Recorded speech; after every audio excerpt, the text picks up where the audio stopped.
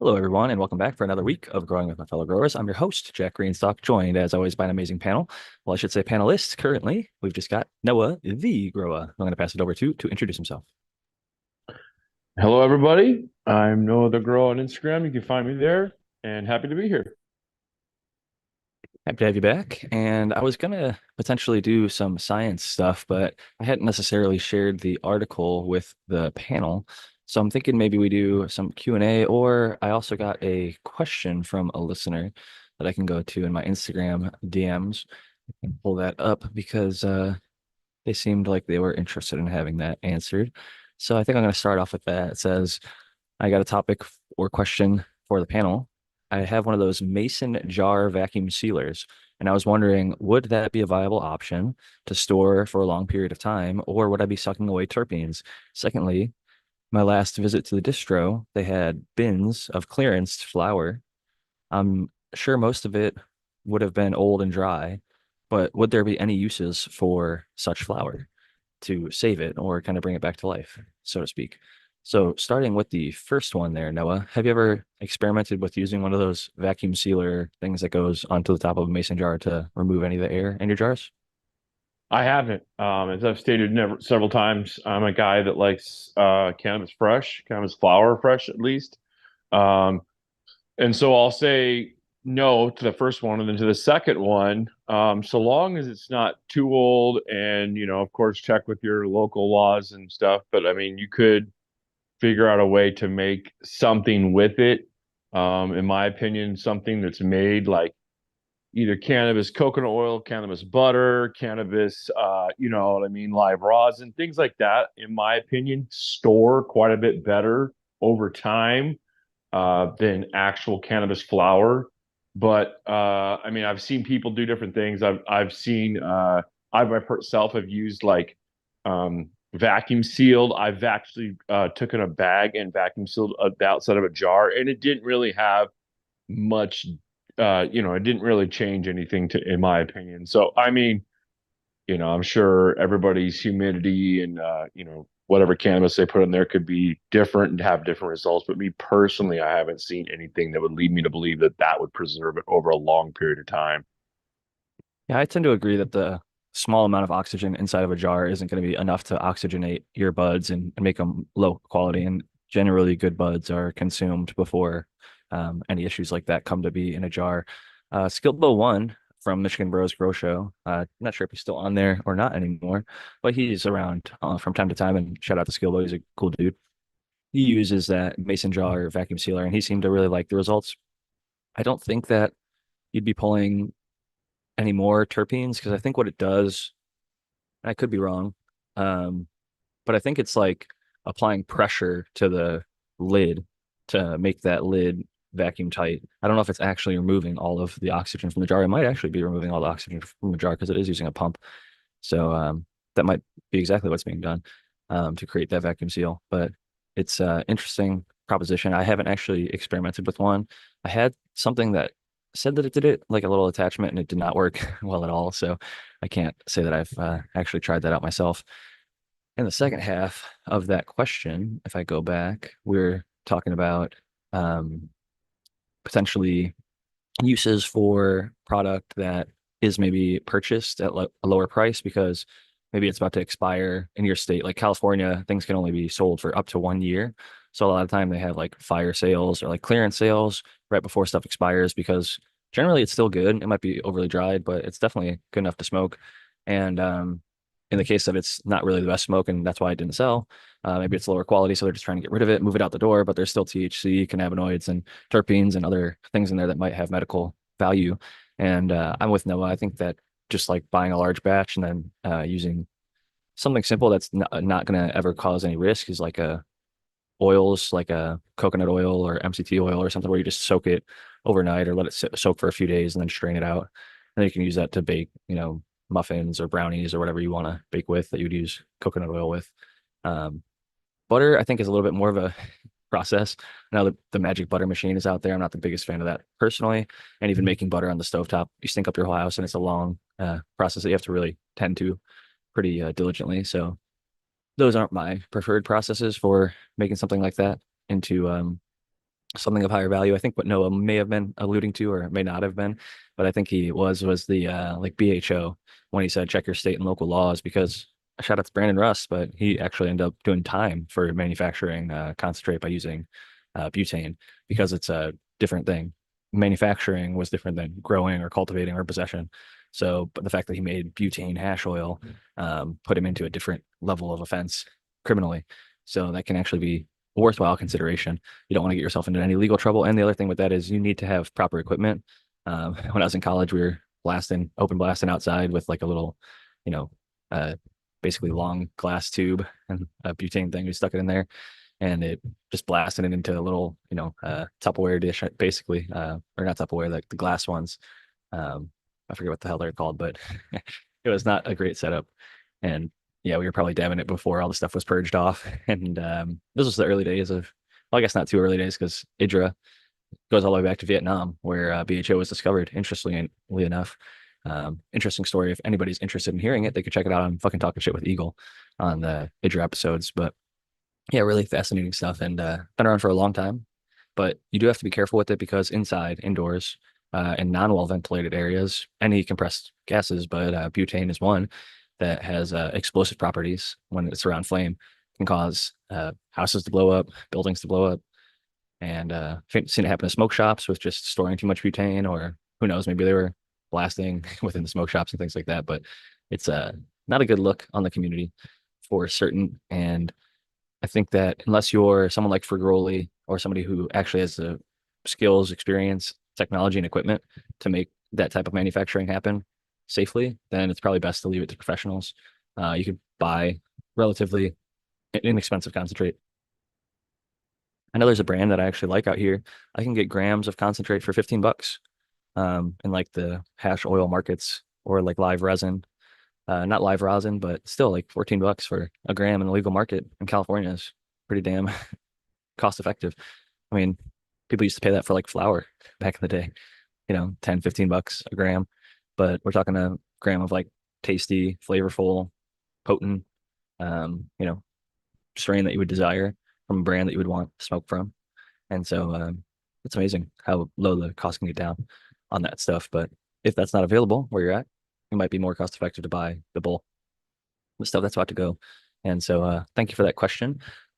I did have a scientific article. Let me see if I can pull that up. I think sometimes it's fun to just go through them together.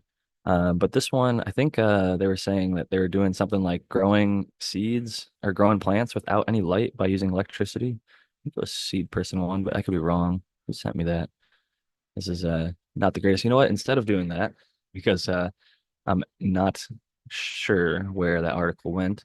Something I think that we could do is I'll go into Google Scholar and show how sometimes I will go about finding scientific articles for cannabis because a lot of the time people aren't really aware that a lot of the stuff is available for free and they're constantly posting new stuff from Israel, Canada, and all over the world.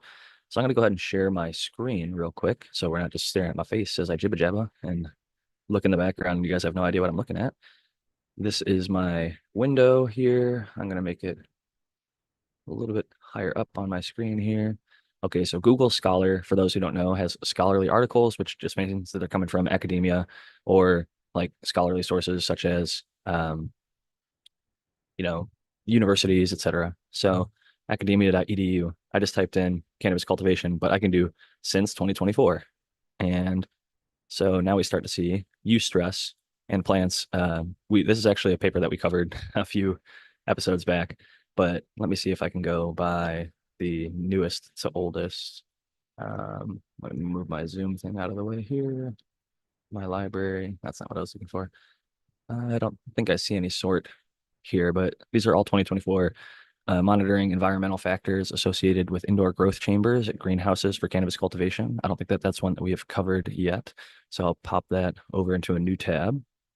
And aquaporins, mediated water availability for substrates, cannabis cultivation, and CBD yield. I don't think that we're going to be too interested in CBD yield. Most of us are not growing for CBD. Not that there's anything wrong with that, but the hemp market is large and relatively thriving in a lot of the world. So we're not really focused on that at the cheap home grow over here.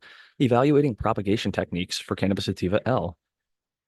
Cultivation, a comprehensive analysis of soilless methods and aeroponic parameters. That's definitely one that's going to get put into the new tab.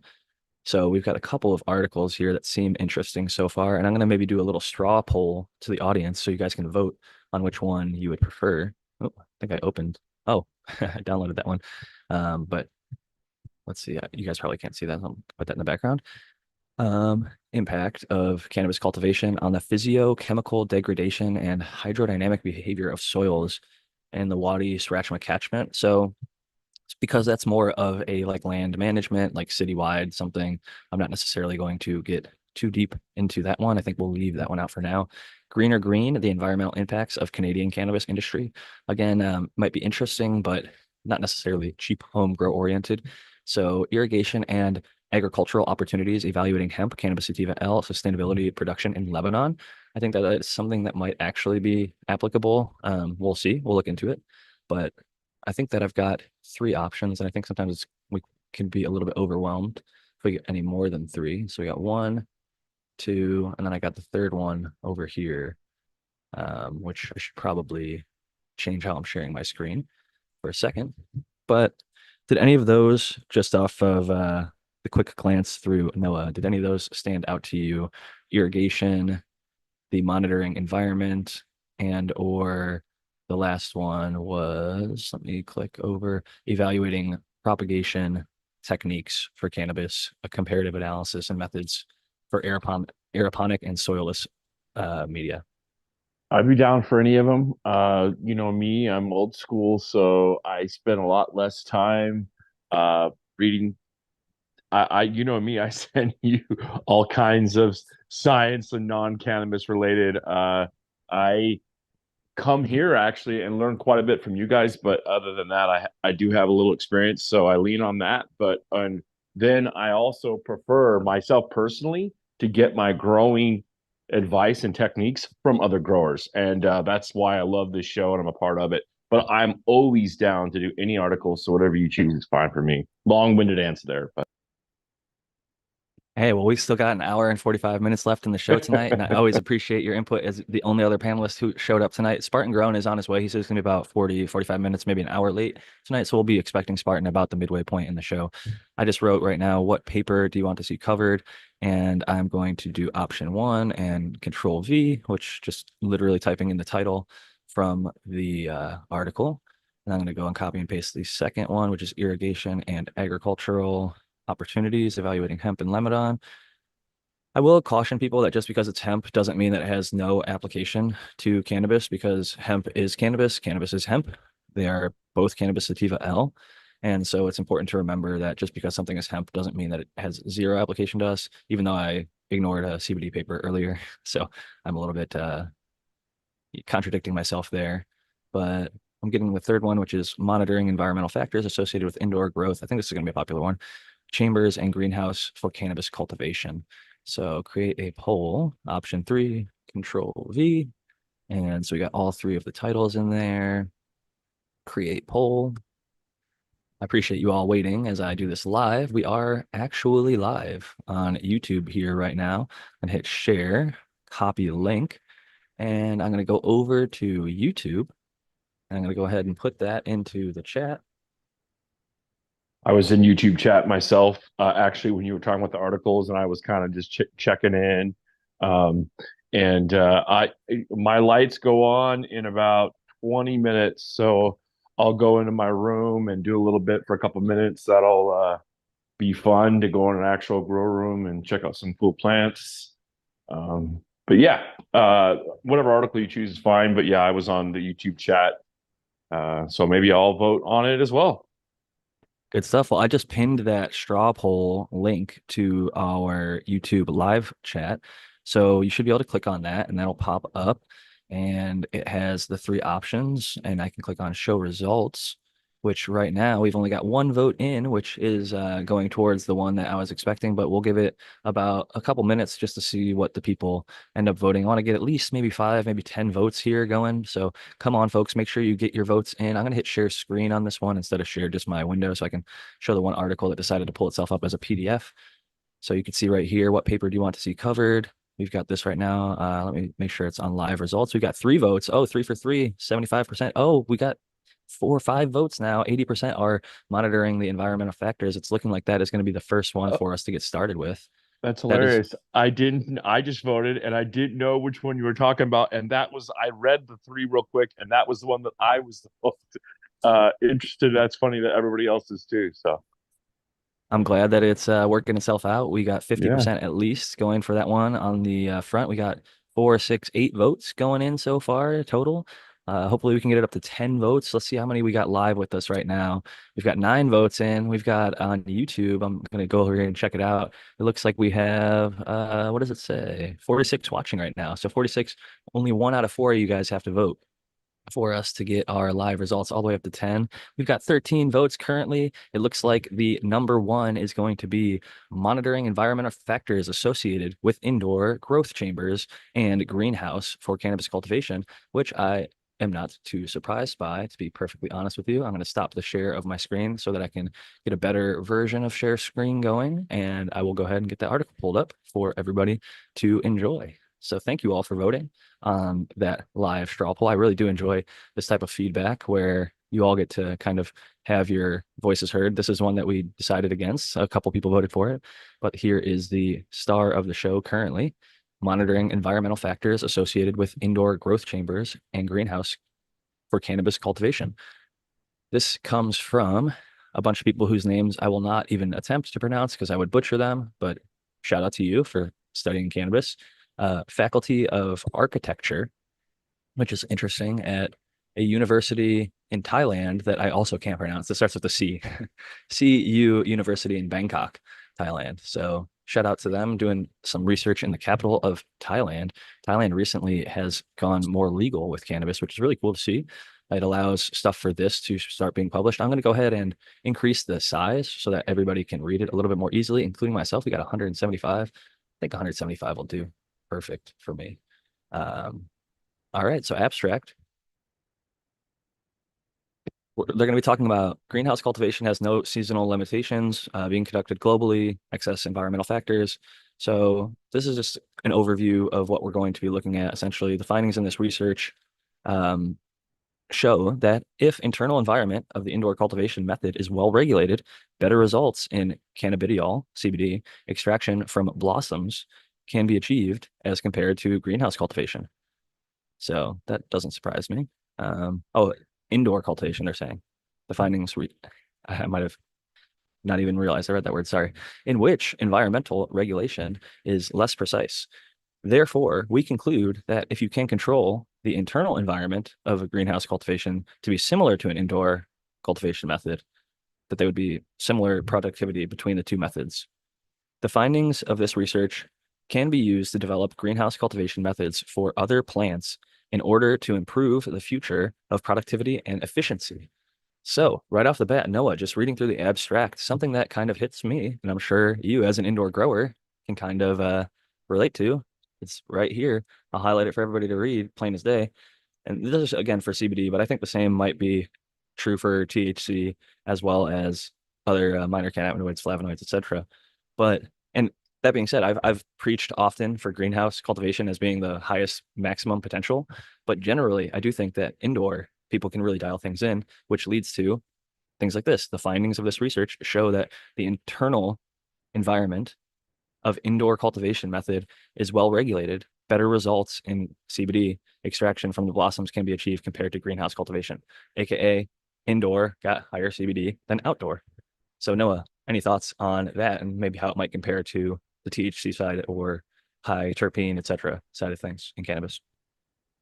I'm reading it right now live with, you know what I mean? What you highlighted and everything, I'm reading it. Like I said, I've never grown, well, I didn't say, but I've never grown CBD, so I don't really know how it compares. And then you know me, I'm a bit of I'm very a questionable person. I like to examine things, and I've heard that some of the like CBD like methods can be exact for growing it, but I've heard it's also different. So it's tough to really tell. My personal opinion is that you can really dial in your environment quite a bit more indoors with the control that you can have with like dehumidifiers and like AC and stuff. But also the spectrum you get from the sun is, very unique. So this is an article where, I mean, whatever scientific view, that's what I would actually take from that myself because I don't have any experience. So, have you ever grown any CBD strains? I actually did once. I did. God, it was called ACDC. And I did it just because I had a friend who wanted it, and I grew it, and it didn't really do a whole lot for me. I basically just gifted it to someone, to a patient, and but I don't. That was just a one-time deal. You know what I mean? So it was quite a while ago. So Oh, I don't I'm with know. you on that 100%. I actually CBD, I've mentioned many times, is not for me. It's not the Yeah. type of high that I like. And I do No. think that you're actually right to bring up that oftentimes what might make a CBD plant flourish and do well and test well is not exactly what will make a THC plant do well and test well. So I think that this might necessarily relate more to the CBD side of things. And that might be why, kind of like I said earlier, that greenhouse might have a higher potential for somebody who's looking to grow high THC and high terpene varieties that have that kind of strong smell and strong effect that most of us home growers are looking for. So, just going into the background and literature review, this is the part of the paper that starts to examine all of the other research that was done to try and base their research on what they can find. So, they're going to cite a handful of different articles here. Control of temperature and relative humidity, light intensity, carbon dioxide, etc., is required by cannabis used for cultivation. Results compared between two systems to determine the optimal conditions of the environment factors. And so this was a study done by Perez, Bermudez, Rogoni, and Martinez in 2023. So they're citing relatively recent research, only 1 year old on that one. The research goes on to look at other growth chamber as well as greenhouse cannabis cultivation setups, environments, and scenarios. It also goes to start talking about hemp, how it can be defined. It is part of the cannabis family.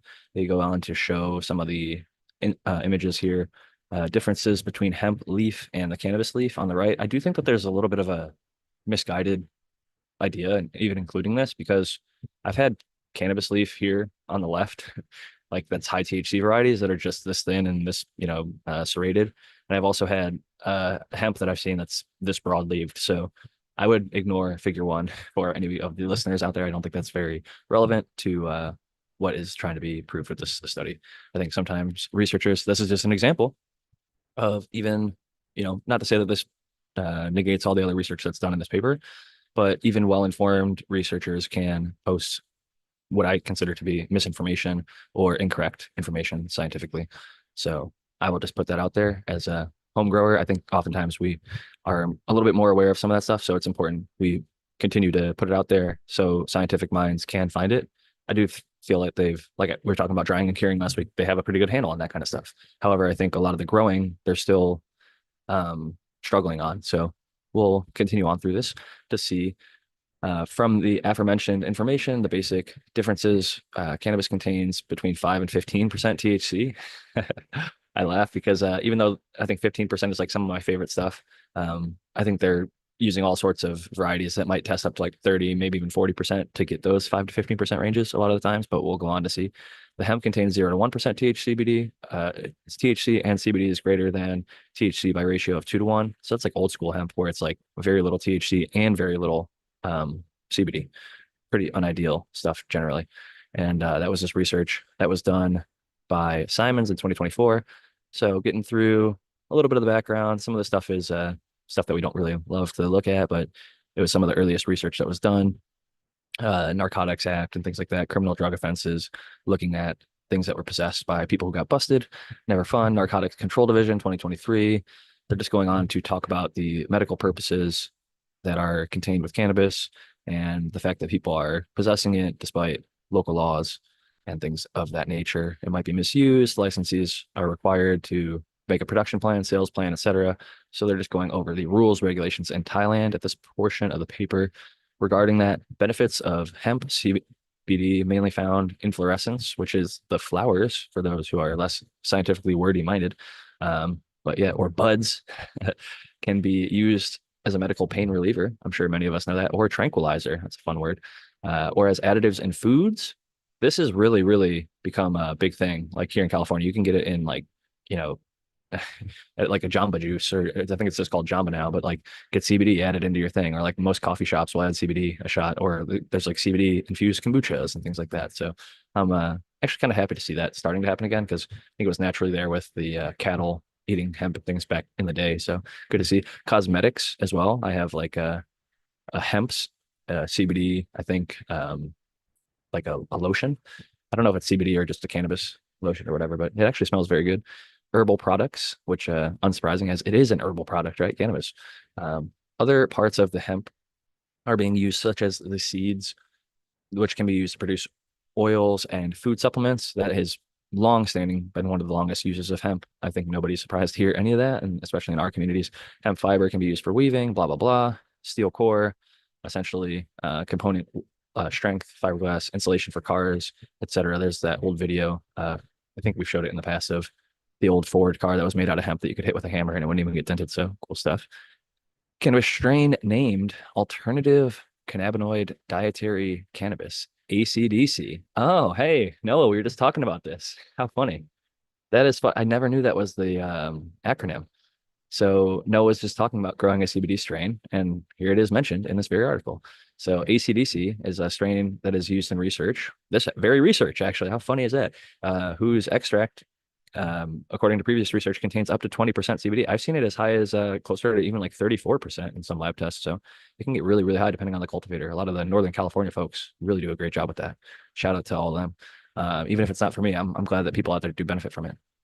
With high CBD in the ACDC strain, it is suitable for alternative medicine used for the relief of anxiety, inflammation, migraines, nausea, nervous system conditions, joint effusion, bipolar disorder. In addition, it is used for the treatment of chronic pain or relief of chemotherapy side effects. That is a very good mention because a lot of people have used cannabis for that for a long time and they think of the THC side of things, but CBD can also be used to help alleviate the side effects of chemo. Chemotherapy is pretty brutal and has strong side effects. So, although it can be an effective treatment for people with cancer, I will say cannabis definitely helps alleviate the side effects. So, big ups to any researchers that are proving that out more in the science. It's been known for, I mean, over 20 years now. In the early 90s, they knew that in California. And that's part of the reason that it got legalized. So, good on more researchers studying it even in 2023. We need as much research as we can get. 1.1 is cannabis cultivation. Now we're getting into the actual meat of the article because the previous stuff was just previous research. So it says at present, cannabis cultivation can be divided into three types according to non, I'm not, non something, non Athorn or something at all, 2021, as follows: cannabis cultivation in an open field. Okay. Let's see if we're going to agree with these three types. This is the cultivation that involves the lowest investment cost, which is associated with insect problems, general plant diseases, in addition to lack of control for lighting, temperature, and humidity. Figure 2. Because cannabis are short day plants, the plants blossom only when the sunlight exposure over a 24-hour period in one day is below the critical day length, which means that cannabis can blossom only when they receive less than 12 hours of sunlight per day, which with autoflowers and fast flowering stuff, we know is actually not the truth if we want to get into the weeds scientifically, because every single word, and I've worked in scientific labs and done scientific research myself, every single word that goes into one of these papers should be scrutinized and used specifically. And the fact that they're kind of generalizing that all cannabis is under the 12 hours, they could talk about photoperiod versus autoflower or early flower or scotoperiod insensitivities and things like that. They don't choose to include that. I will because I want to inform my listeners out there. So shout out to you all for listening and hopefully getting maybe a little bit more out of that. However, we'll continue on. More than 12 hours of sunlight per day, blah blah blah. The cannabis will not blossom. Their leaves and stems will grow instead. So that's what we all would refer to as the vegetative stage. And we're all quite familiar. Here's that figure 2, open field cultivation. 1.1.2, cultivation in the greenhouse. Semi-open, semi-closed method of cultivation, which cultivator can control, blah, blah, blah, blah, blah. I'm going to just show you the diagram here because we all have a pretty good idea. I will say greenhouse is one that has some of the most diversity. You could have greenhouse that is basically 99% outdoor, which this sort of looks like a fairly light structure where you've just got a little bit of a, shade cloth or a greenhouse screening to diffuse the light and make it less intense and well better spread out. But it also can prevent water from landing on the plants and help control environmental conditions. This one doesn't look like there's any lights hung from the top. This one doesn't look like there's any air conditioning or dehumidification system set up. It looks like there's very minimal watering lines and things like that are being run to the plant. There is irrigation set up, but it looks like it's fairly minimal. So I would say this is kind of a lower end or middle of the road greenhouse where there's a lot more that can be done necessarily. You see like at least a fan clipped up on the top here. It's a little bit hidden by the plants, but you can see they're using some of that structure to use some electrical devices in there. So they're not completely limited to not running anything with electricity.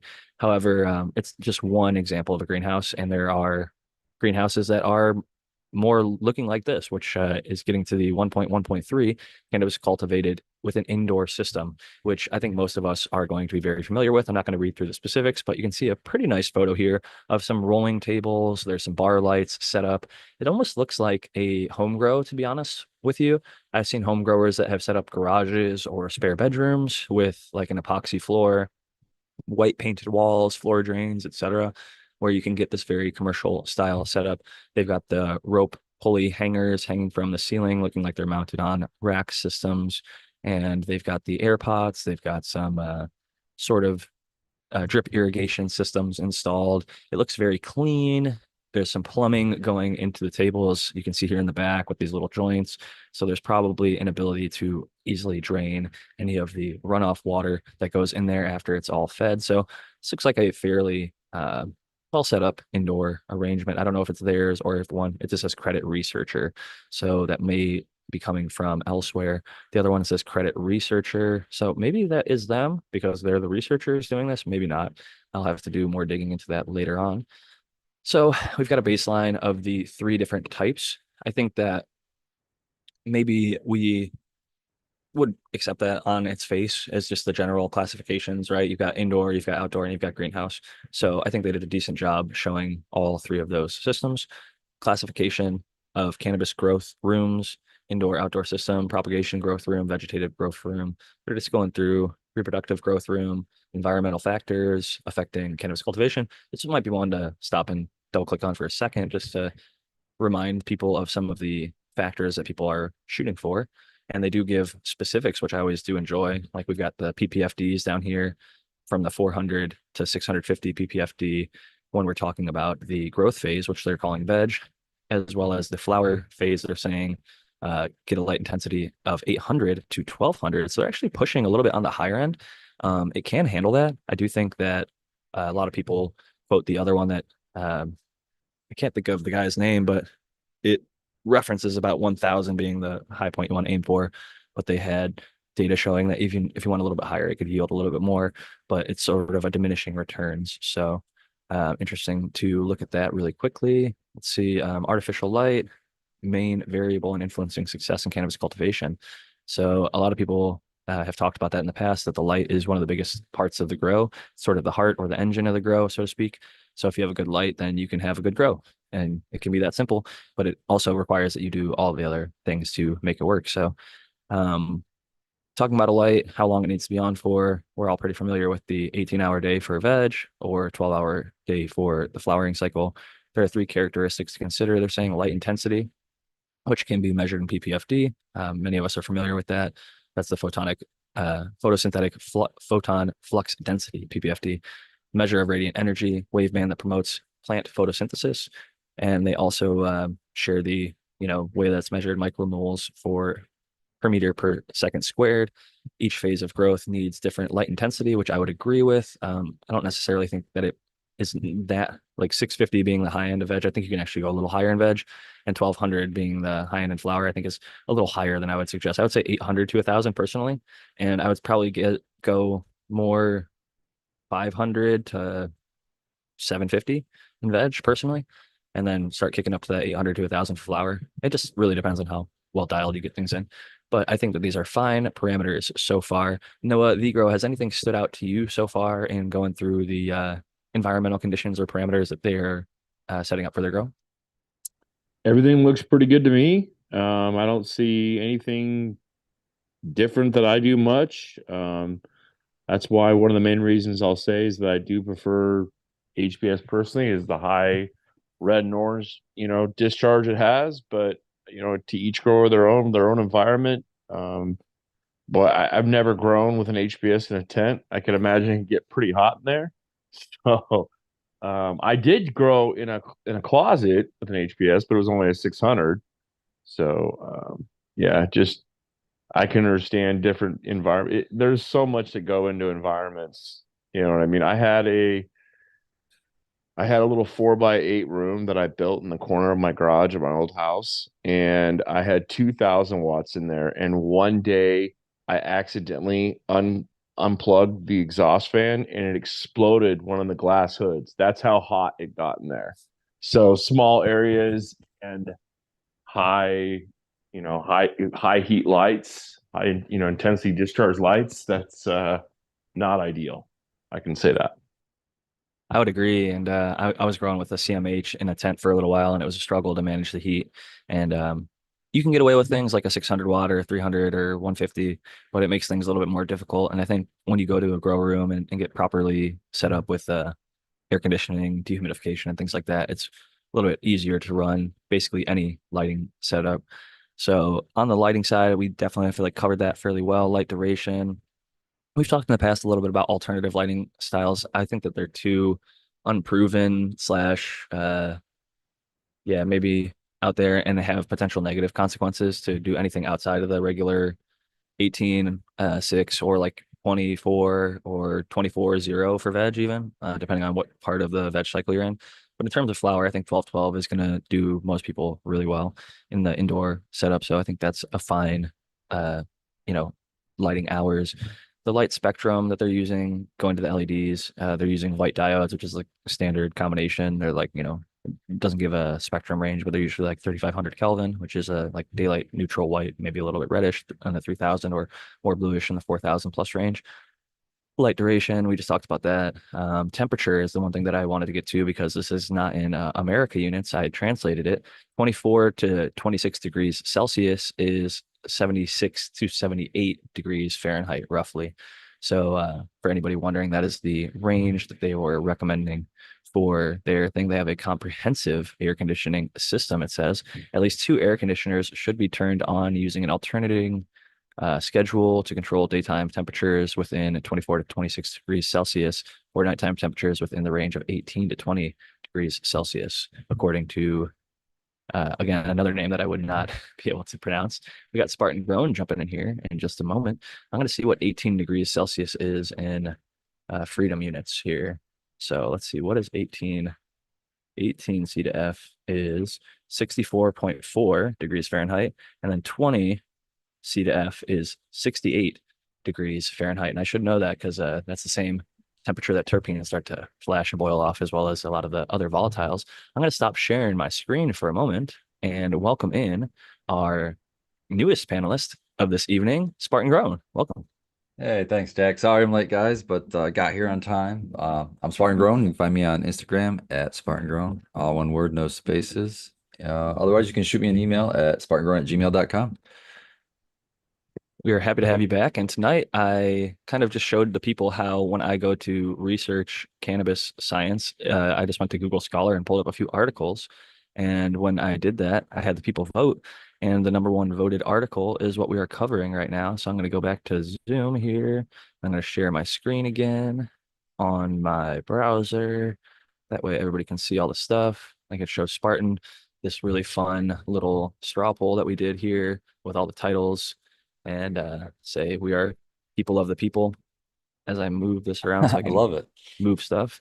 But yeah, it was a cool little I love this live reaction we can get from the audience and then going over to the actual article here, picking up where we left off. So we're talking about this is a CBD cultivation, but it was like a greenhouse. The article that got the most votes was kind of comparing greenhouse to indoor and outdoor cultivation, and they're just talking about the temperature ranges that they're recommending in their actual study. And so we got the temperature ranges, the nighttime they were basically saying like 65 to 68 is okay. Daytime, they're like 76 to 78 Fahrenheit, which I think is a decent range. I think it's a little bit colder than I would want, to be honest, at nighttime, if I'm being truly honest about that. I like to keep my temperature swing a little bit lower than that, what looks to be about 10 degrees or more from them.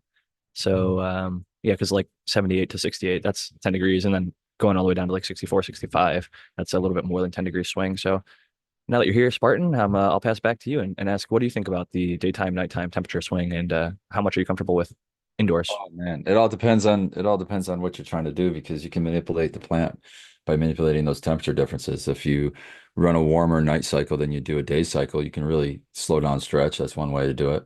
Um, and you can do other things too to limit stretch, but that's one of the things you can do. If you have a big swing, if you have a big giant swing, like say 30-degree temperature Fahrenheit swing from day temperatures to night temperatures, you really, I think, in a dangerous zone for molds and things like that. So I like to try to keep it. If I could have it perfect, if I could just say perfectly it's just a regular run. I'm not trying to reduce stretch or anything, just a normal run. Everything's going good. I would have it the exact same temperatures and it wouldn't swing at all. But that's just the way, I would like it because I think that the more consistency that you can deliver environmentally to the plant, the better off it's going to be. That What's my that number? Would it be like 78, 80, 76? Where are you, if you could my set number your is the temperature number and that never move it? yeah, my number is the number I can hold. That my HVAC can hold well easily.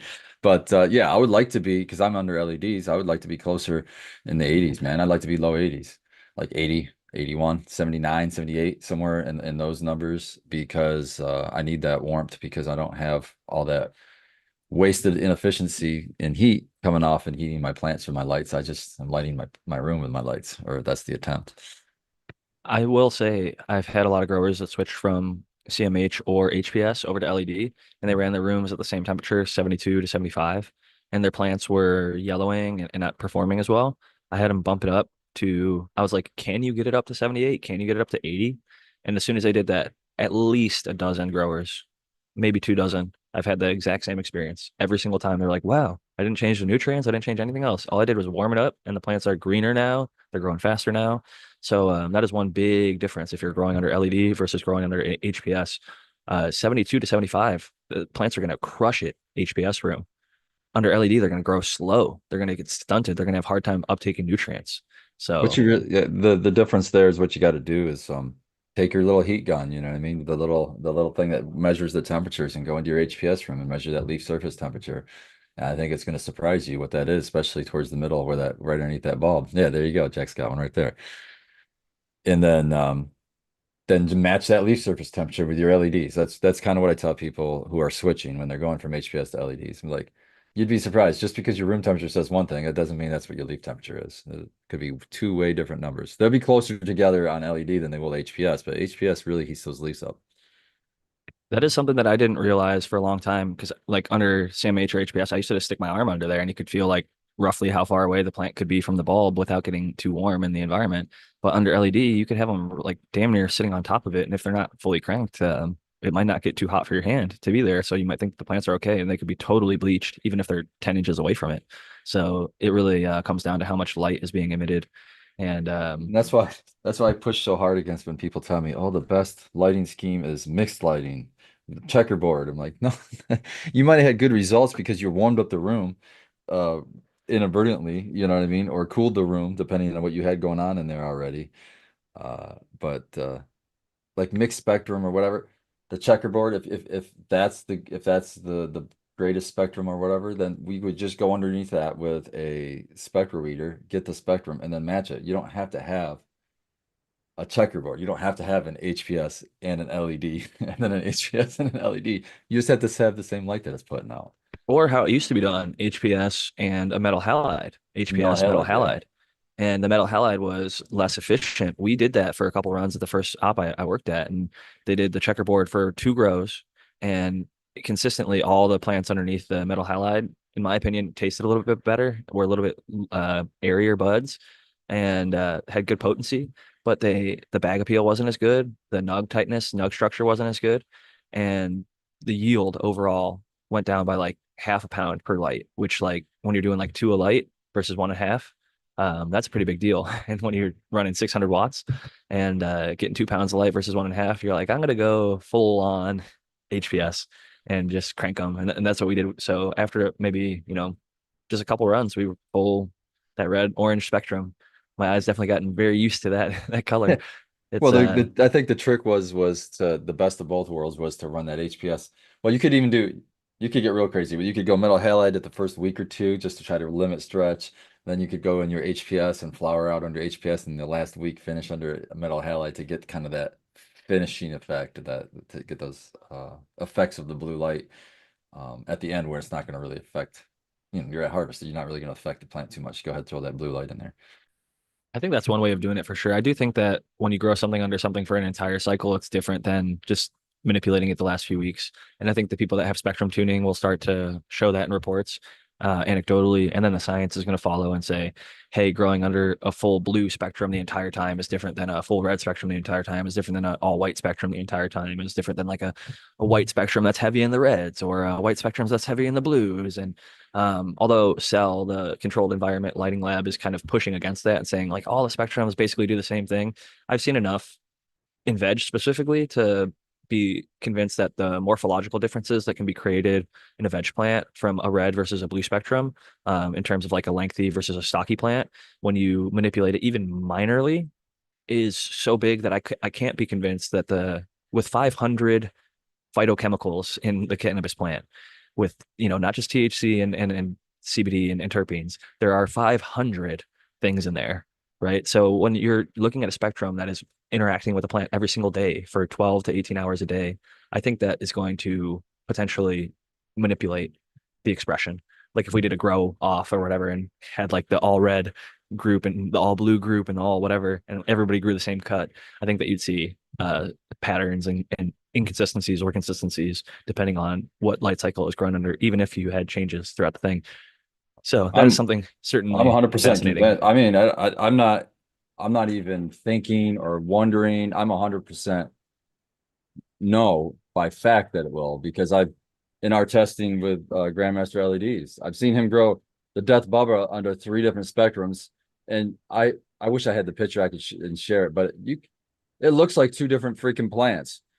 I mean, the nug structure looks very similar, but then one is really purple, one is really green. One, the frost level looks more than the others, so I'm completely convinced. But that was on that test, that was the same spectrum. They were all grown in the same spectrum without it changing, but they were all different spectrums from each other. So it I wasn't like that changing the because it's spectrum throughout easier the grow. to replicate like a start to finish than like somebody who's like, I'm going to do the first 3 months with a lot of reds to stretch them during the stretch, and then I'm going to do white during the next 3 weeks, and then I'm going to do reds or blues to finish or something like that. It gets really hard to parse out exactly what did it, but the way he did it, you could say, hey, under the 2500 real red spectrum, it looked way frostier. Under the 4000 spectrum, it was way airier buds, but it was way terpier. It had better hash yields or something like that. Like you could start to parse out the differences, and then people. I was even listening to a scientific research study that talked about drying and curing, and they had an oven dried section that was part of it. And the oven dried had an increase by 86% in caryophyllene, 84% in humulene, and like 87% in another terpene. So like although it all started with like between like 1 and 2% or whatever terpenes, when they oven dried it, like some of those terpenes were literally converted in the oven setting to increase other terpenes. So like there's some sort of Or weird some flat terpenes were just flashed off. So whatever's left behind, like beta caryophyllene, which is that one of happened the too. highest, has That one of the happened highest too, but this one increased. consequences. Like beta caryophyllene was like 0.01, right? And then it went to like zero point Percent? 0.8 Oh, okay. It wasn't I say in percentage it makes sense because if some stuff flashed off, then the percentage, even if the percentage of didn't it. physically change, the percentage of Yeah, weight left, it's going to go higher. But right. But if I they think this weren't going was by percentage and they were the going thing by that they were fascinated by was it was literally like alchemy happening. Like there was like, holy shit, we just turned the pinene into beta caryophyllene kind of thing. well, it doesn't surprise me. I would love to hear more about that, but it doesn't surprise me because we know cannabinoids do that, right? We know Yeah, that there's a for sure. The precursor chain. and then yeah, exactly. So they CBD absolutely to change. or CBGA to CBG, and then that is like the Branches to grandfather CB molecule. Yeah. And then I It can can branch go, to CBD or THC. yeah, which is Then it just goes mind A, blowing. then yeah. And And then then it it goes all to goes to CBN after CBN. that. Yeah. Yeah, So it it works its way doesn't back. surprise It's me. honestly such a fascinating plant. I'm sure other plants do this too, right? Like there's phytochemicals in a lot of plants, there's terpenes in a lot of plants, but cannabinoids were first identified and found in cannabis. Sure, there's like echinacea or some other plants that have minor amounts of them here and there that they're finding and stuff like that. But it's just amazing, and they so closely replicate and mimic what we have in our endogenous cannabinoid system. Like if you go for a run, or if you like, play a jam session or dance, we release endogenous cannabinoids that are part of like cultural, spiritual practices from hundreds or thousands of years ago that were sometimes even coupled with cannabis. So it's very fascinating history. But getting back to this article, they were left off a little bit talking about the section of temperature, and I gave you all the temperature ranges. We talked about the swings. Noah, did you have any thoughts on the temperature swing day to night? Do you have any preferences on that, and any thoughts on like Spartan mentioned? Well, I prefer it. I would prefer it to be 72 all the time with my lighting setup, but it fluctuates. It always seems to go a little lower at night when the lights are off. So as a grower, you just kind of got to roll with the punches sometimes. But I mean, control what you can and then go from there. But I have my mini split set to 72 because with HPS, that's what I found personally works great for me. And then like, you know what I mean, in the summertime, like when the heat is it'll actually, it won't even stay at 72. And like sometimes I'll shut a light off.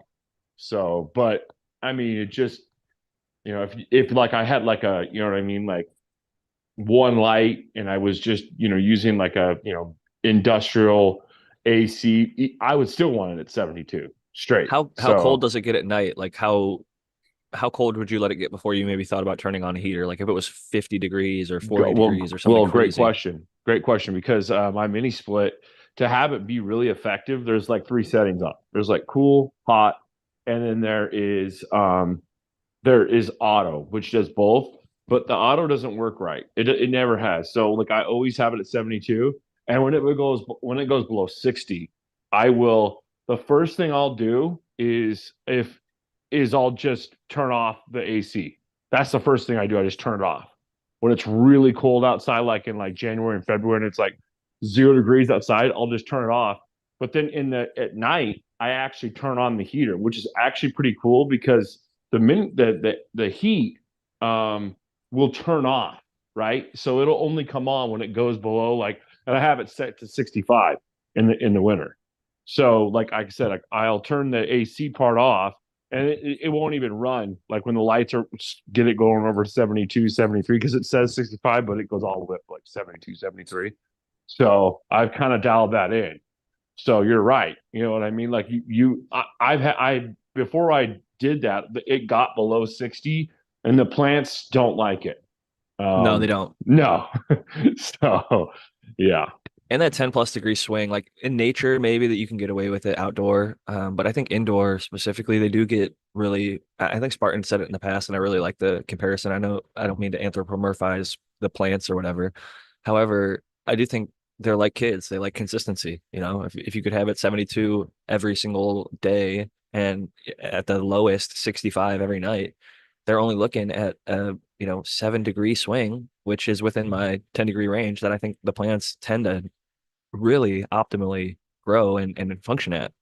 And like you're saying, some days it might just be 72 all the time. Obviously, when the lights turn off, it gets a little bit cooler. Even in an LED room, that's the case. So that's just part of growing. And I don't think that there's a problem. I do think that it's nice sometimes during the cold seasons when you can kick a heater on, that can help mitigate some of the humidity. Speaking of humidity, we're going to get into that right now. Relative humidity, normally, relative humidity should be maintained at 60%, according to this research paper that we're reading right now. We'll get into a little bit of a discussion about that. The relative humidity generally affects plants' transpiration. Too high humidity can promote fungal growth. We are aware of that. Humidity control for indoor growth is necessary for cannabis cultivation. I would agree. Dehumidifiers, etc., are installed in each room. In particular, relative humidity, reproductive growth of the room must be maintained under 55%. So, um, that's interesting. In the reproductive, I would actually probably tend to disagree with that if they're talking about like taking cuttings. But interesting that that is the number that they're going with. We'll continue on. The temperature and relative humidity affect cannabis's transpiration. Many people might be familiar with VPD or vapor pressure deficit. That's the combination of those two things and how they interact, with consequently affects the photosynthesis rate, which is important to note. Hence, the temperature and relative humidity management is highly important of the plant's transpiration. So something that we covered here was they're saying that the humidity should be 60%, and in the reproductive room that it should be 55%. I'm going to pass it to Noah and ask kind of what are your thoughts on that? Like, do you have a clone environment? And I could be wrong about reproductive room, but I think that they're talking about clones when they're talking about reproductive. I don't think they're talking about like breeding like pollen to another plant and making seed. Well, I don't know if, I haven't asked you guys, but I don't know if you've ever fought powdery mildew, but I have, and I hate it. So I never really worry about that. I've had really good luck with clones at literally at all humidity levels. But what I'll do is I will set my dehumidifier to where it will only come on, just like I said earlier, like, oh, it says, oh, it'll come on when it's 45. Yeah, no, that's like 60. That's really when it starts. I mean, it will go so 60 to 55. I have no problem getting clones to root in 10, 11, 12 days in that. If you start getting below 40% humidity, yeah, you might have to like I know guys that have like humidifiers. And I actually bought one and I used it like once or twice and I was like, this is the same for me. You're in the Um, Pacific Northwest, though, right? I mean, yeah, you guys yeah, get totally. tons and tons of rain. Oh yeah, totally. But like I said, no, I mean seriously, like I've gotten roots on clones in 15 days at 40% humidity because it's not always wet here. But and like I said, I just don't. I mean, dude, I fought powdery mildew after I had open heart surgery in 2016 because my health was so important that I didn't have time to do this stuff in my room, and it got out of hand, and I had to cut everything down and completely start over. There was just no way. I mean, I'm telling you, like once that gets in your room, yeah, good luck. Um, though, I mean, like I said, I mean, you can completely start over again, clean it, and that's what I did, and then I had no problems. But once it gets on your plants, I mean, it's a nightmare, man. So, I mean, like, I would way rather take like I use an aero cloner, but so like I'll fill the thing up and then I'll take like 6 to 8 clones. And sometimes, like when my humidity gets really low, sometimes I'll be like, oh, well, 3 out of the 24 didn't. Okay, cool. Like seriously, like so I always just plan for that. So if I want 2 clones, I'll take 4, just in case 2 die. Very rarely do 2 die. Very rarely do even 1 die. But yeah, uh, I'm very anti powdery mildew personally because I had to fight it and I had to throw away large amounts of weed that I worked my ass off for. So that's not something I'm prepared to do again. I'm totally with you on that. And as you were talking, I just decided I'm gonna pull up your Instagram and just scroll through a bunch of the beautiful nug Look shots at just to that. show off. I mean, damn, y'all, look at this. People that want to poo-poo HPS, I'll say go check out Noah the Growers page and then come talk to me. I mean, not saying I'm growing under it or going back to it anytime soon, but I'm not gonna sit here and pretend that it's not capable because almost all the commercial operations are still doing that. I mean, look at these next to a Pepsi can. That's a pretty big frosty dank bud. And you got Noah here holding it up. Got some killer plants. I mean, I always love just and I think Noah said his light's going to be coming on here in a little bit, so we'll get to actually see the garden live.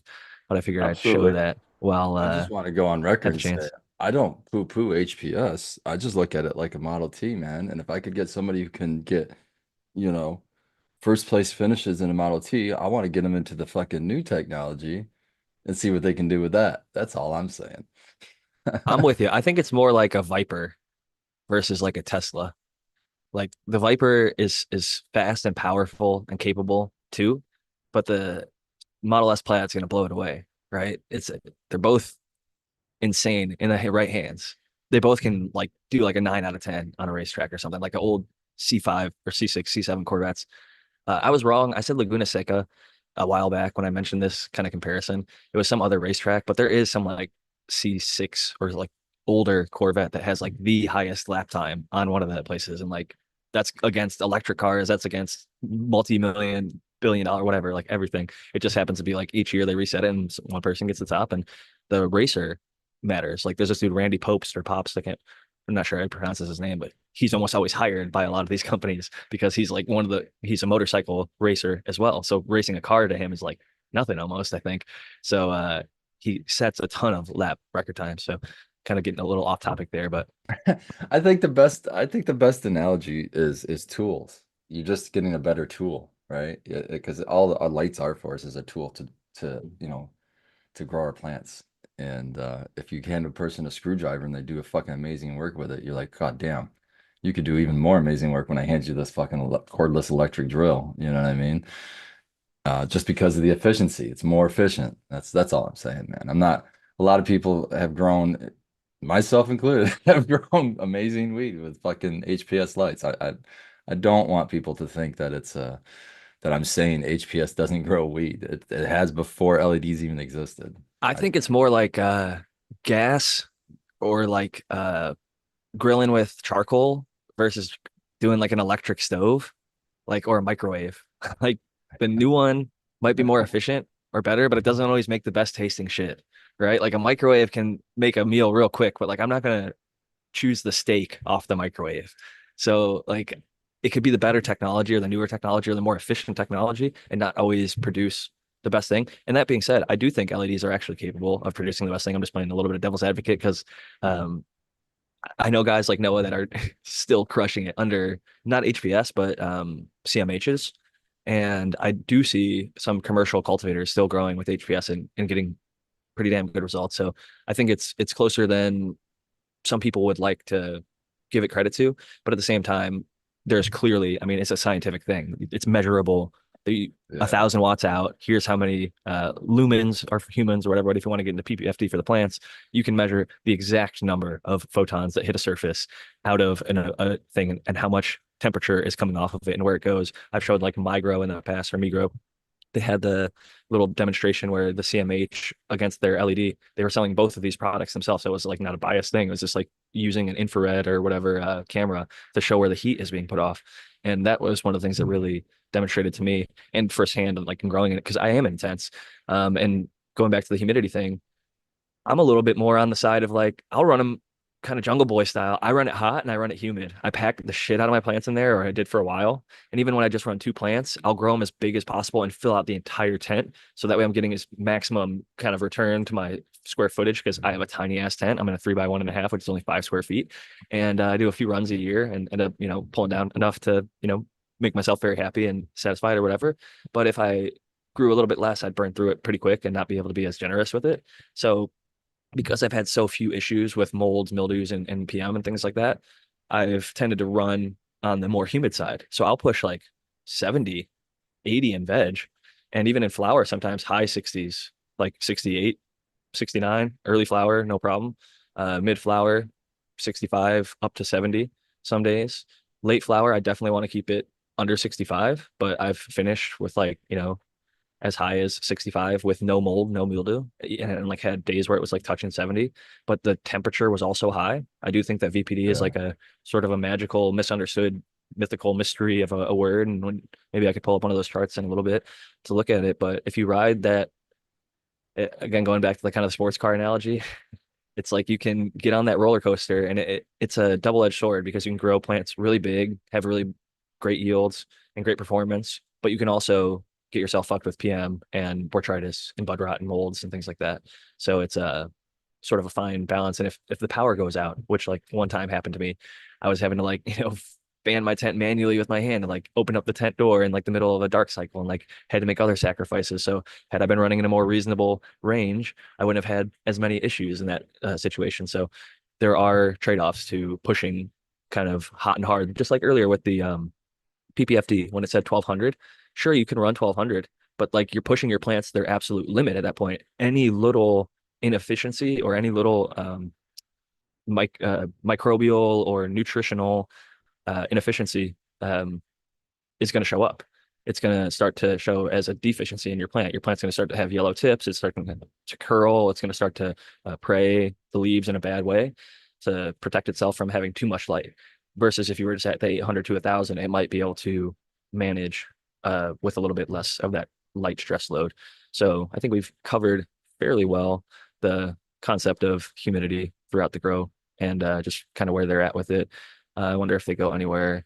Oh, Going damn. to VPD, which is nice. VPD, I agree with you. I think VPD shouldn't, it's not a crazy hard thing to master, especially when you can just pull up a VPD chart online, just Google it for free. You can get that and you can use that. Like, oh my, I'm out of temperature range or humidity range, whichever one you're struggling with for whatever reason. You can find the solution by looking at that chart. You're like, okay, my humidity's out of whack. Well, I can adjust my temperature to at least let my plants grow without mold issues until I can figure out what I need to do. You know what I mean? Or hey, it's really hot outside and I cannot get these temperatures down below this temperature. Okay, time to add some humidity then. And these plants they're gonna grow like gangbusters actually. When you get up to those high temperatures, high humidity, they grow so fucking fast. I mean, there's a reason the jungle is so overgrown, right? Like it's full of everything from the big trees to the little shrubs and everything like that. I will say I feel a little bit silly and maybe stupid, and I'm willing to admit when I'm wrong because when I'm wrong, it means that I have a chance to learn. And so I think I'm about to have a learning moment right here on camera in front of everybody and say that earlier when I was talking about the reproductive growth room, I think they might be referring to flower as reproductive growth, like the reproductive growth tissue. I don't know. Maybe they could be talking about pollination because that's the 55% range. Because earlier I was saying like maybe they're talking about clones and things like that. Well, I should have continued on to the next page. Silly me. It says the relative humidity suitable for plant growth, which is kind of how they were describing veg earlier in the article, is 60 to 90%. So that is actually kind of exactly in line with what I was referring to earlier. You can go in that higher range, especially during the veg period, and not have much of an issue. It says a relative humidity of 60% less may alleviate water stress, and a relative humidity of 95% or more uh, over long periods of time, especially during night, accelerates fungal growth on the plant, which that would make sense to me. 95%, your room is like sweating at that point. That's like damn near 100%. That's a steam room, right? That's a really rough. And like Spartan mentioned, they show some of the VPD measurements here, like zero point 0.8 to 1.1 kPa. I think that's kilopascals or something like that. But doesn't really necessarily matter. All it matters is that you understand the proper ranges. And as you can see here, they do change from the growth room, which I think they're referring to as veg 0.18 to 1.1 kPa during the initial phase of flowering, and at 1 to 1.5 during the late phase of flowering around the 18th to the 21st week. And I believe they're talking about total growth, not weeks of flower, because that'd be like the longest sativa ever. Which be really impressed if they're growing a 21 week of flower strain. But I'm thinking probably 10 weeks of flower or 10 weeks of veg and 8 weeks of flower, or 10 weeks of veg and 11 weeks of flower is probably the range, but we might get into that a little bit later. Carbon dioxide is something that we haven't talked about for quite a while, actually. And it's one of those hot things that when new growers come into it, they're considering adding right away. I think it might not be the first thing to add. Similar to other kinds of plants, cannabis needs CO2 or carbon dioxide. Photosynthesis process is blah, blah, blah. I'm sorry.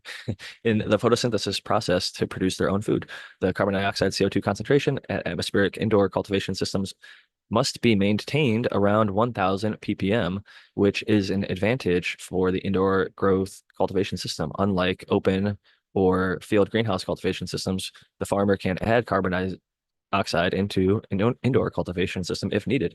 And I will agree with that, if needed. Or like in my case, I just naturally have it. My wife, my cats, and I live here, so we get like 1,000 to 1,300 parts per million in my grow pretty much the whole cycle. So I'll take it. But that is a added benefit of being indoor because as many growers may know, CO2 is one of those things can actually increase yields of your cannabis once you kind of dial everything else in. Atmospheric level is about 400 for those who don't know, 400 to like 440, depending on where you're at. But yeah, that is the range that you would typically get in greenhouse or outdoor. Greenhouses can seal the greenhouse and introduce CO2.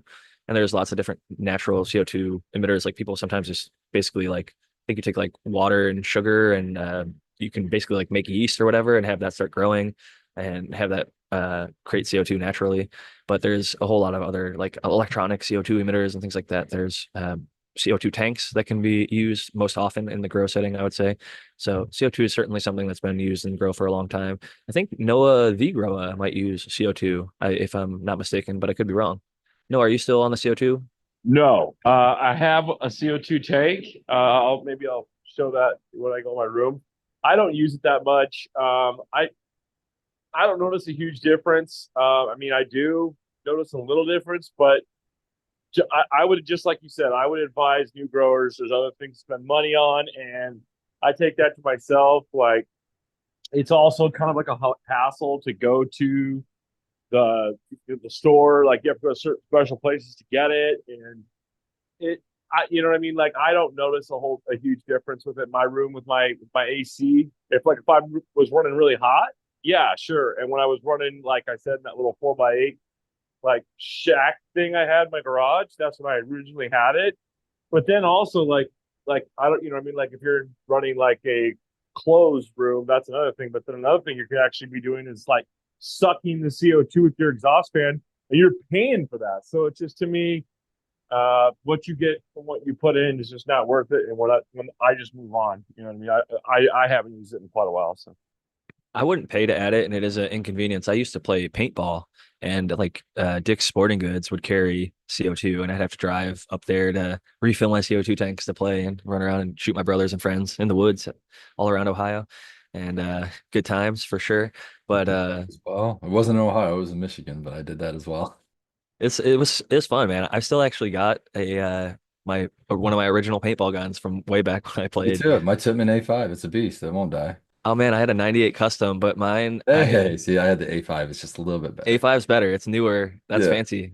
Spartan had the good stuff. It had this little like cyclone hopper that would spin around, and it had like five paintballs instead of one, so it wouldn't get jammed up, and it would keep on feeding them. And I played against a guy named Perry who had an A5, and it had this thing called a response trigger, which like you hold down a little bit, and then the CO2 would push it back and make you start firing more. Like he fired so fast, it was basically full automatic, and he was chipping.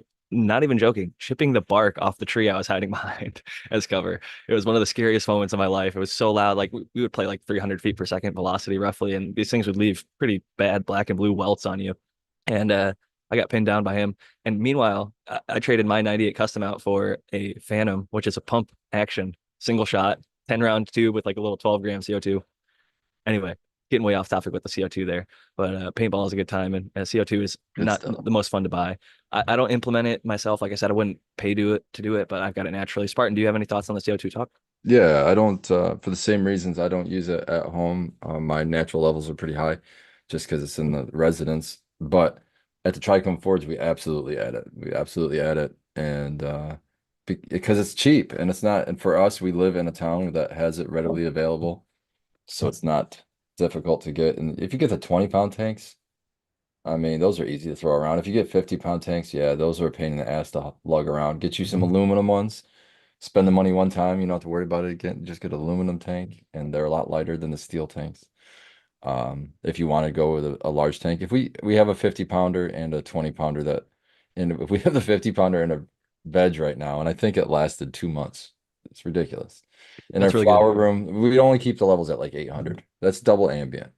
That's more than enough because Yeah. I just remember Chandra et al. Was the study I was trying to reference earlier that talked about getting to 1,000 ppfd being basically the ideal max because once you get to like 1,200, 1,500, yeah, you're getting more yield. Yeah, you're going to get a little bit more return.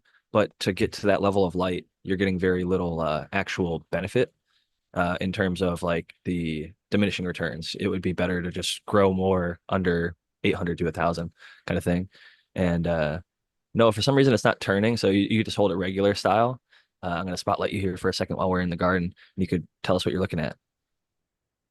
yeah, this is my first time running permanent marker right here, and it looks like that one's a Dosi Lotto, and then this one's a Sherbaceo, Dosi Lotto, permanent marker. This is duct tape that I have to pull down tomorrow, the next day, and then this is Oreos, and man, it's pretty good. And then Dosi Lotto, which is one of my favorite ones. So I really like yeah, the Oreos. The permanent oh marker is man, pretty solid too. yeah, I've never ran it before. So and then I was low stress training, and I broke the main top right there. I don't know if you guys have ever done that. Trying to For sure. got a little cocky, and well, it is what it is. We'll see what happens. I've done it before, you know. Happens to the best of us. Done Yeah, that before yeah, for sure. uh, it happens. You know, I mean, as you've done it before, I'm always just a little embarrassed. Like I shouldn't have done that. I knew better. I could, because you know you're pushing it. You know. It's funny because some days, like I'll go in and I'll low stress train them 2 days before, and they were real good because I just watered them. And then I go in like 2 days later and they hadn't gotten watered yet, so I try to low stress train them again, not thinking. And that same plant or same branch or whatever that was just fine, taking it the day before. Now because it's a little dry, I feel like it popped because it wasn't hydrated or something. Like the conditions weren't as good, or maybe it was a little taller and the angle was just off. So it could be such a minor little variation that changes a good LST versus a break. That's why I think Doc is actually right to say like low stress training is actually a poor name for it. It's pretty much high stress training. Like you're bending the shit out of the plant. You're at a decent.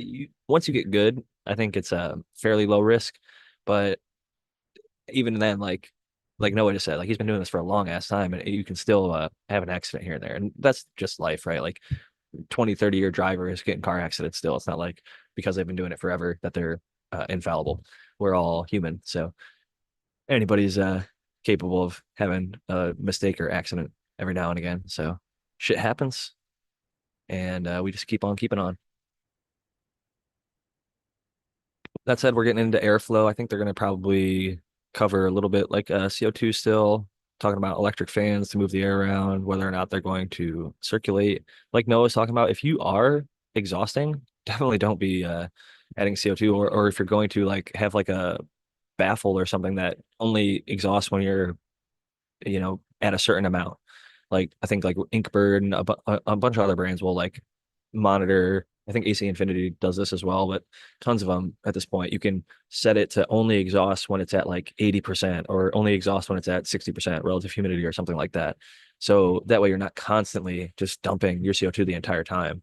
And even then, like try and situate like a lung room if you can, where you have that, you know, tent is in a hallway or corridor situation where that CO2 is confined into one general room or area. So even if it's not at the max levels, it's being circulated around and recycled. Not 100% of it is being lost when it gets kicked out.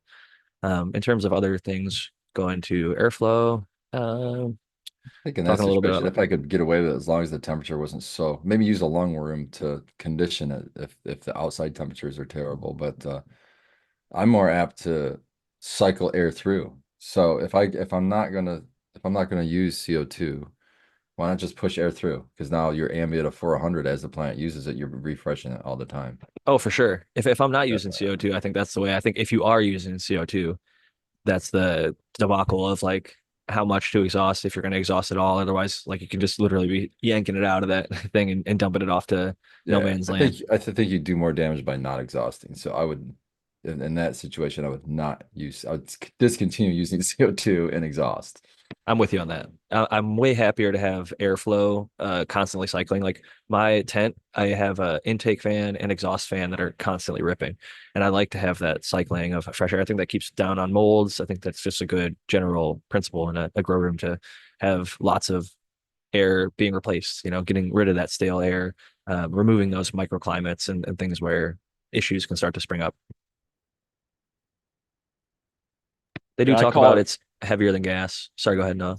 I call it scrubbing the air, and I totally agree. And even when I do like I said, I'll turn the exhaust fan off to combat because I'm high temperature, so to combat the cold, I'll still scrub the air 15 minutes an hour. You know what I mean? Just because that airflow, I mean, keep things moving, man. That's old school right there. I agree with it though. I think that there's something to it. It makes it more, even in a non-natural setting, more like nature. You're never going to have that same stagnant pool of air sitting around for a while where the CO2 is constantly dropping from that 400 atmospheric down to 300, 200, 100. If you're in a sealed environment, like, and you're not cycling the air, the plants will literally suck the CO2 out of the air and start to, be in a really bad situation when they're low or out of it. They absolutely need it to survive. I just wanted to highlight this. I thought it was kind of funny. Dr. Greenhouse 2023. That's quite the name for us. citing this reference. They're talking about carbon dioxide is heavier than other types of gases. Um, Electric fans can be used to blow CO2 throughout the grow room. That is something to consider. And I would second what Noah and I think Spartan may have even mentioned as well earlier. When it comes to hotter environments, like whether it's a summertime run or if you're running a hotter grow room for whatever reason, CO2, I think that's one of the situations where it really has some of its most benefit to give you a few extra degrees. If like your cap before was 80, it might be 83 or 84 or 85, instead of just being stuck at that high end, it gives you a little bit more breathing room, so to speak, for yourself and your plants to have optimal growth and not get really negative repercussions. Moving on in the article, it says cultivation in the greenhouse. It's going to start talking about the cooling techniques, the heating techniques, the passive techniques, such as girth tube system using geothermal, a heat pump, a rock bed, a north wall, etc. So some of the techniques that they're using, showing just different geographies: North America, Europe, Asia, South America, Africa, just all the different continents except for Antarctica being represented here, and map of the distribution of the reviewed greenhouse environment controlling techniques worldwide. Obviously, we're not going to have greenhouses on Antarctica. Actually, I think they do. I could be wrong about that. I do think they actually grow stuff in Antarctica, crazy enough. Research centers and stuff down there. And if you seal it well enough and you get it lit up, you can grow on friggin' Mars or the moon or in the space station. So anything is possible, folks. It's really incredible, actually, what technology has enabled. Greenhouse environment techniques. Oh, we got Tao is joining us. We got a late edition. Hell yeah, Tao. Jumping on late, better late than never, as I always say. We'll introduce him here in about a second. But yeah, just talking about solar hybrid systems, fan pads, shade mechanisms. Asia is using the ventilation mechanical systems of roof cooling.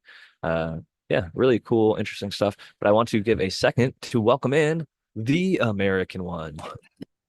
Hello, Jack, Noah, Spartan, everyone in chat. I am the American one. Most of you know me, and yeah, I'm late. I got out a little earlier with my prior engagement. I figured I'd hop in, and yeah, one thing that I found interesting about CO2 because I was listening on the way over. That Dr. James White, is that his name? I think, yeah, the one that does the Fiji work. He found out that high levels of CO2 end up killing off microlife. But How and high? that's a great question. I'll have to recheck it. I'm gonna find it. But I seen he also said something in chat about living soils actually do produce CO2. And Absolutely. yeah, so that's Brandon's another CO2 would fact. get to 3,000 parts per million during his night cycle. There you So like go. when the lights So would go off, it would skyrocket. But unfortunately, that's kind of the opposite of what you need because that is they the opposite because actually plants actually do release CO2 when they're sleeping. I don't know if everybody knows that, but I don't know the significance of it, like how much they release, but it is counterintuitive at nighttime. You definitely do not need the CO2 going yeah, when the lights are not C3 on. Yeah. plants are different. Like C3 versus C4 plants use CO2 differently, but it is interesting the night cycle and the plant is able to physically release CO2 and so is the soil. And it is slightly beneficial at the beginning of the cycle if some of it's still around. Although I will say most often when the lights go off, that's when your highest load for dehumidification and exhaust is happening. So a lot of that CO2 that would be free benefit is going to be pumped out of the system and a lot of people's systems. However, certain systems don't necessarily have that issue. So, or they can maybe, I don't know, trap that CO2 somewhere else and reintroduce it into the system. Because I've seen crazier stuff done. Like they use all of the rainwater that hits their roof. They use all the dehumidification water that comes out of the dehumidifiers, and they basically recycle all the water that gets nutrient through it and the runoff water and everything. Like some of these systems have like literally 0% water waste, which is fascinating. It takes a lot more chemical balancing and electrical processes to clean it, scrub it, and reintroduce it properly into the system. But really cool stuff.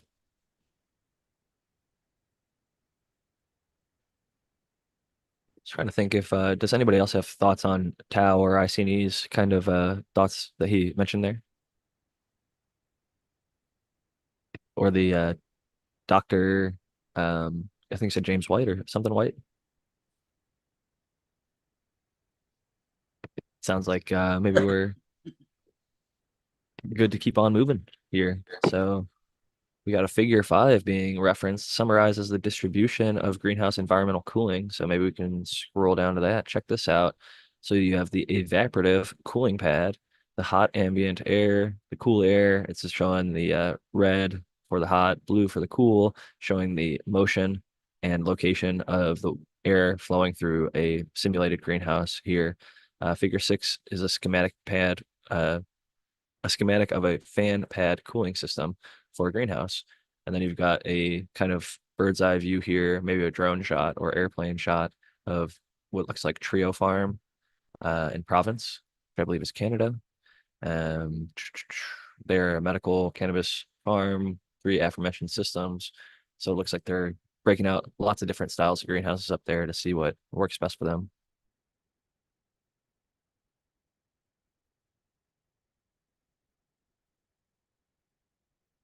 So this is what we were talking about earlier in terms of, I guess, 10 weeks for veg and about 8 weeks for the flower. But they're saying repropagation growth period was 4 weeks. The vegetative growth period was 5 weeks. So that would put that to 9. Reproductive growth period was 4 weeks. That feels a little bit off or weird, right? Shouldn't that be longer? Shouldn't that be like 6, 8, maybe 10 Is weeks? CBD by any chance?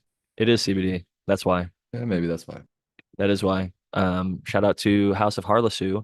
Wayne Laughter pointed out to me earlier, not to me specifically, but I learned it from him through one of his shows that CBD, especially like the 30-to-1 ratios, if they're picked at like 4 weeks, it's a 30-to-1. If they're picked at like 5 weeks, it's like a 18-to-1. If it's picked at 6 weeks, it's like a, 10-to-1.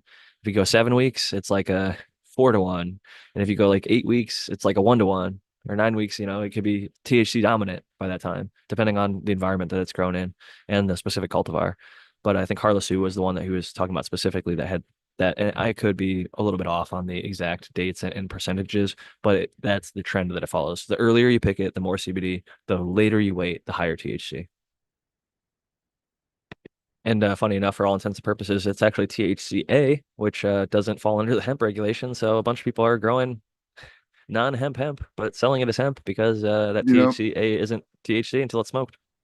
that kind of makes me think that that's probably the case with the THC strains as well. If there's any kind of CBD, the longer you wait, the more THC will end up because the longer you wait, the better the weed usually gets, at Yeah, harvest and Well, time. it like could be so, CBG too. so it's in the plants specifically that have the mix, like the one-to-ones, the ones that have Right. closer mixes where that's true, where the higher CBD early, more THC later. But on a CBD dominant strain, um, it's still the only reason it's being harvested early is because they want to be coming under that.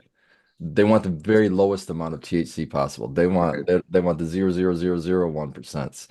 And if they harvest it early, they're going to get that. They're going to lose yield. They're going to use yield because of that. So Right. they find that they're trying to play that game to It's where better than being hot and not being able to use it at all. Oh yeah. exactly, Yeah. exactly. So it's one of those deals. I think it's more than it's because of regulation. It has Right. nothing to do with anything else. That is true. And I think like what Tao said, it could be CBD, it could be CBG, but other earlier cannabinoids are present. Like if you harvest at 4, 5, and 6 weeks, which are not THC yet, but are working their way down that process. So it is really interesting to see that specific thing. Because earlier it was saying like Well, I something just like don't want people to 21 think weeks. that taking THC longer is going to get them higher THC.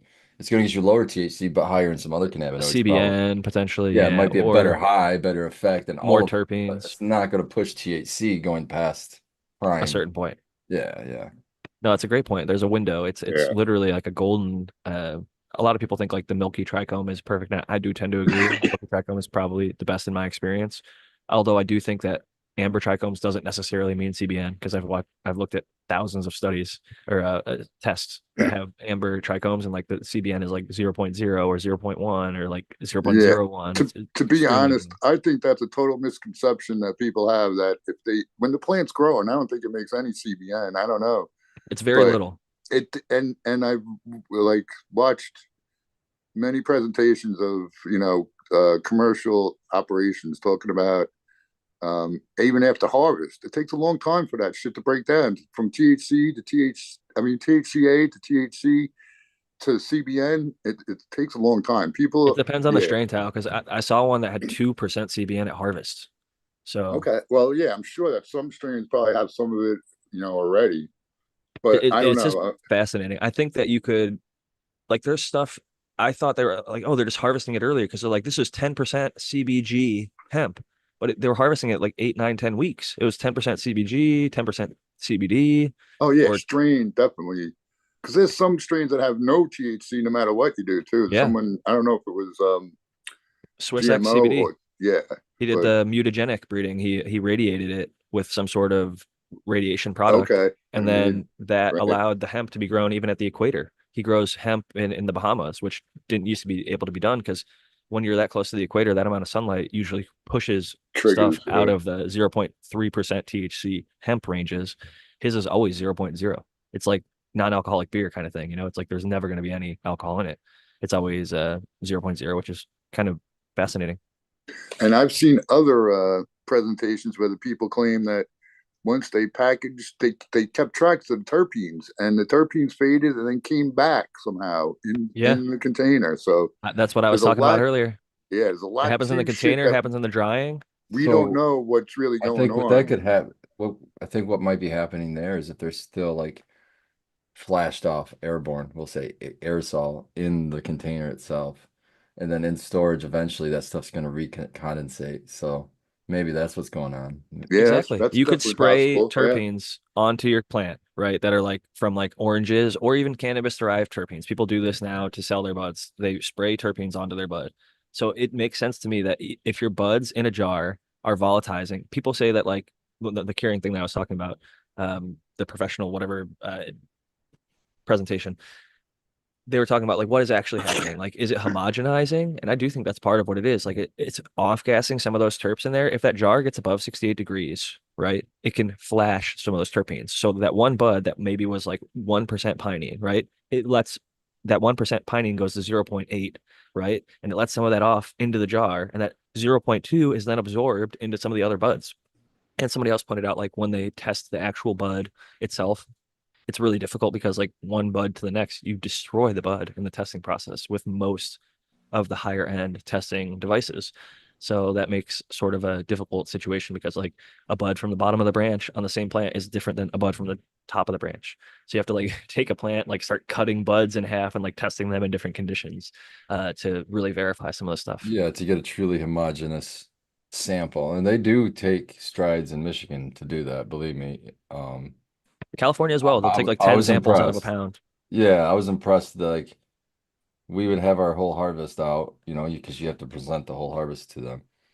And they will just dig their and no fucks given and Yeah, they don't just want to take off the from the top. bottom, the People are middle, spraying disty. anywhere. It doesn't matter. Yeah. And mind Yep. you, they're small amounts still. They're not taking fucking huge amounts when you think of the overall batch.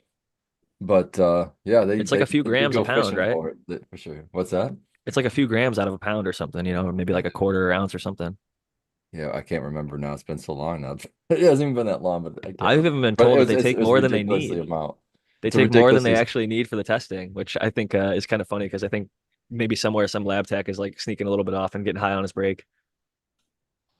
I hope. I I actually hope wouldn't that is the case, I but I'm wouldn't sure they would I probably get wouldn't fired. trust I'm sorry, I wouldn't trust If I worked there, that would be this part is of the test. It would be included in every sample, definitely. Did the person who tested the sample give it a thumbs up or a thumbs down, and like what is their score 1 through 10? Just a personal opinion. That'd be funny to see. The Tau test. So it tested 20% THC, but Tau gave it a thumbs up and a 9 out of 10. He'd have to ones that pass, he'd have to give him my hats off. Ooh, I'll There give you my go. hats off to Top hats that. off. Yeah, I'm only trying the ones that pass the testing too. But yeah, Yeah, I'm with Tal. I'm with Tal on that one. That's the only time you'll hear me be super protesting is if I'm going to smoke unknown cannabis. Yeah, I'm protesting at that point. I'm with you on that. I prefer to have something that's clean or something that is from somebody that I respect who grew it that I know isn't going to put something on there that I wouldn't want to put on there myself. So just yeah. scrolling. There's cases where people have put nothing on it, and they still come back failing because I heard a story where the previous cultivators in the spot had used shit that was still like in the area and ended up going. And I heard other stories of construction going on outside the facility somehow got tainted in there, and they like didn't know how it made it. That's a good point. I mean, overspray from another farm, if there's construction, stuff can get kicked up in the air that was previously sprayed from other farms, not even in the cannabis space. You know, it could I'm be a sorry, I'm tomato. calling bullshit on all that because your cannabis should not be. If there's stuff going on outside of your facility, your cannabis should be, sealed from that. They should be filtered. Yeah. Yeah, yeah, it shouldn't be. Yeah, But that doesn't apply that's when the you fault of the go, that's the fault of the grower. Even when we were paying. This is how asinine it had to be. Is we had to worry about. I think I've talked about this on the show before. The government going over and spraying for mosquitoes or something Mosquitoes. like that. Yeah, you But did. that would have made the chemical that they put in the bulletin that they were spraying overhead would make us fail. It was on the list, the fail list. So it's just like we had to go out and cover all our events for that day. But that's how vigilant you have to be as a grower. It's ridiculous. Dude, I I think mean, we it's have to not be. ridiculous because it's for safety, but it's ridiculous that what the does this government grow? What itself, does this the grow do? government agency that's saying you can't use You this is use on it. a ban It's list yeah. is spraying that chemical from an airplane over your fucking head. Right, that's a bigger problem in my eyes, man. Like, what the fuck? They're gonna say you can't put it on your plants, but we're gonna spray it all over your land and Yes. You all and over everyone where you else. breathe. Yeah, what the hell? When I was in The Ohio the as a kid, they used reasoning to is come is around with a because they're not mosquito smoking fogger. because they're smoking this project. Uh, It's okay to be sprayed over your house and your home and probably your vegetables. That's okay, but you just can't smoke it. that's That's It's really the not crazy. okay, I don't think, because like I'm sure it fucks people up and like gives like all it's I'm not sure. I would speculate there's probably some sorts of cancers and things that are caused by like when I was a kid, they would have a mosquito fogger come around. It was literally like a pickup truck that pulled this big tank that would blow pesticide fog. And they say, like, don't go outside on Yeah, this night. close your doors, close your windows. And then the very next morning, I'd be, a little kid out playing around in the grass, and like I'd get tackled by my brother and like get up. And I thought I was allergic to grass like my whole life and childhood. And then I just realized it's like, oh, it was just because there's so many fucking chemicals on this shit. Like I'm not allergic to the grass. I was allergic to the shit that they were spraying all over. Like I always get itchy, and like yeah. it's certainly not the grass. It was the stuff that they're spraying on it. And in this case, like it could be cannabis. Like what does this grow do? Right here, I'm showing the earlier figure two open field cultivation example where if you're an outdoor grow and they're going by helicopter or by, airplane and spraying pesticides on broad scale, it's like how do you prevent it from cross contaminating? I think that you'd have to like, maybe sue if if your stuff fails for those tests, or I think the other thing is let them know like that you have an area that can't be sprayed because of the strict test regulations and things that you're going through. But certainly a difficult situation for sure, and one that I hope to not be dealing with anytime soon. I was working with the greenhouse for a while, and that was actually a consideration, worrying about overspray from local farms because the area that they were zoned is literally farmland, like agricultural land, and the next 3 or 5 properties are all farms in every single direction all around them. So meanwhile, they're trying to say you can't you can't have your cannabis smell uh, to a certain thing. So they're trying to have us put like odor neutralizers and things, but meanwhile, they're pesticides and like the smell of like Farmers are probably literally spreading shit on the fields, but they're gonna tell you you got some smell smell issue. it's so funny because the hemp thing has actually turned it around. Like the same thing that was talking about drying and curing, the woman was like, they were talking about like smell mitigation, and she's like, we were looking for like capturing the smell, not getting rid of it or hiding it. So it's like even in the hemp industry, it's like you're allowed to be like loud and stinky in farming. We drive by, garlic sometimes when I go to Arizona, and you can smell it for miles. So like and hog farms are even worse, or certain dairy and cattle farms where like slaughter and stuff is done. Really disgusting smells, but Uh, cannabis can get really heavily regulated, unfortunately. dude, I drove through Virginia one time when they were spreading out the chicken leftover shit. Did you guys know about that? They just spread that on the fields. Dude, that was some of the foulest smells I've gotten, in my life. Dude, up here there's a program where they'll take some municipalities have a program where they'll take the people like the people's sewage and treat it in some way and then go and What? spread it over the fields. And I'm just like, what They are do we that here. It says Really? do not drink the water. It's recycled water is what they call it. Recycled water. That's a real nice name. Same with Florida. I was surprised. But yeah, recycled water. It says no tome el bebe agua or whatever in Spanish, right next to the little sign with the line through it, and it shows a little person drink the water. And it does. Florida was way worse because it's a little bit hotter and more humid, and just like the rancidness of that smell is just so foul. We always joke about the humanure with like the real hippy dippy composting cannabis types, but shit, cities are doing this on a broad scale. You yeah. figured they would treat it first to get the stank out. I mean, they do they spread the shit in the fields here too. Like every a couple mornings you'll see it, and you know it because it stinks, but you could see it, man, and the shit's just spraying out the back of the machine, spreading out on the field. Could you imagine that job driving that thing around? Oh, Dude, when I watched Woodstock the first time, there's a guy that goes into the porta potties. I'm like, if you ever are oh. complaining about your situation in life, think about the guy who had to go into the porta potties at Woodstock to suck the shit out. It's not like today where like they have, I was like, yeah, thank God. Yeah, just think Yeah. about whenever you're down on yourself, think about someone else who has it worse. It makes you feel better. Dude, and yeah, who knows what crawled out of those porta potties, man? You never know, man. I did love Mike Rowe's Dirty Jobs. He did a great job showing lots of jobs like that. And some of those people make real good money, and some of them really don't give a fuck. They have like proper PPE and they can't smell it, or maybe they just like have bad smell and or low sensitivity or don't give an actual shit about sucking up shit. And if they can make a living like that, good on them. We need people like that out there to do those jobs. So hats off to those people because not a whole lot of people are signing up that I'm aware of, but could be wrong, you know, could have a good pension and benefits. It's not on my list of jobs I want to look at, man. Me either, but like when I was a kid, I used to think like I wouldn't want to be a garbage man. And then like I now always wanted to be a garbage man when I I was a know kid. dudes who are garbage men and like, dude, like that's pretty cushy life. You Like get to ride on the side of the truck, dude. Come on, how cool is that? most don't even have to do that anymore. The fucking I know automated arms, they're just sitting that in a arm truck all thing, day, just dude. My clamps guy, he's it. got that, and he is so good with that thing. I should just stand up there and applaud. The dude is fucking awesome. Honestly, some of those things are pretty impressive. And I think like ours are run on like the fumes that are made from the pollution or like the garbage that they collect. It's like natural gas from the like Like landfill or methane or whatever. something. That's cool. Pretty cool stuff.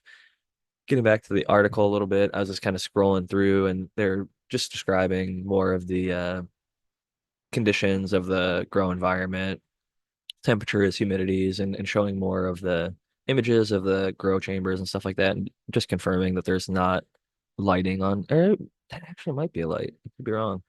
Yeah, that's a little light. That's like a spotlight. That's Yeah. not a high intensity grow light. Those are more like Wow. keep your plants in veg That's like kind of we're at thing. night and we got some work to do. Could turn the lights on so the workers can see. Yeah, keep on working. And I think also to maybe keep them in the veg cycle during the non-veg seasons and things like that. Just a little few extra hours of light to keep them from going into flower.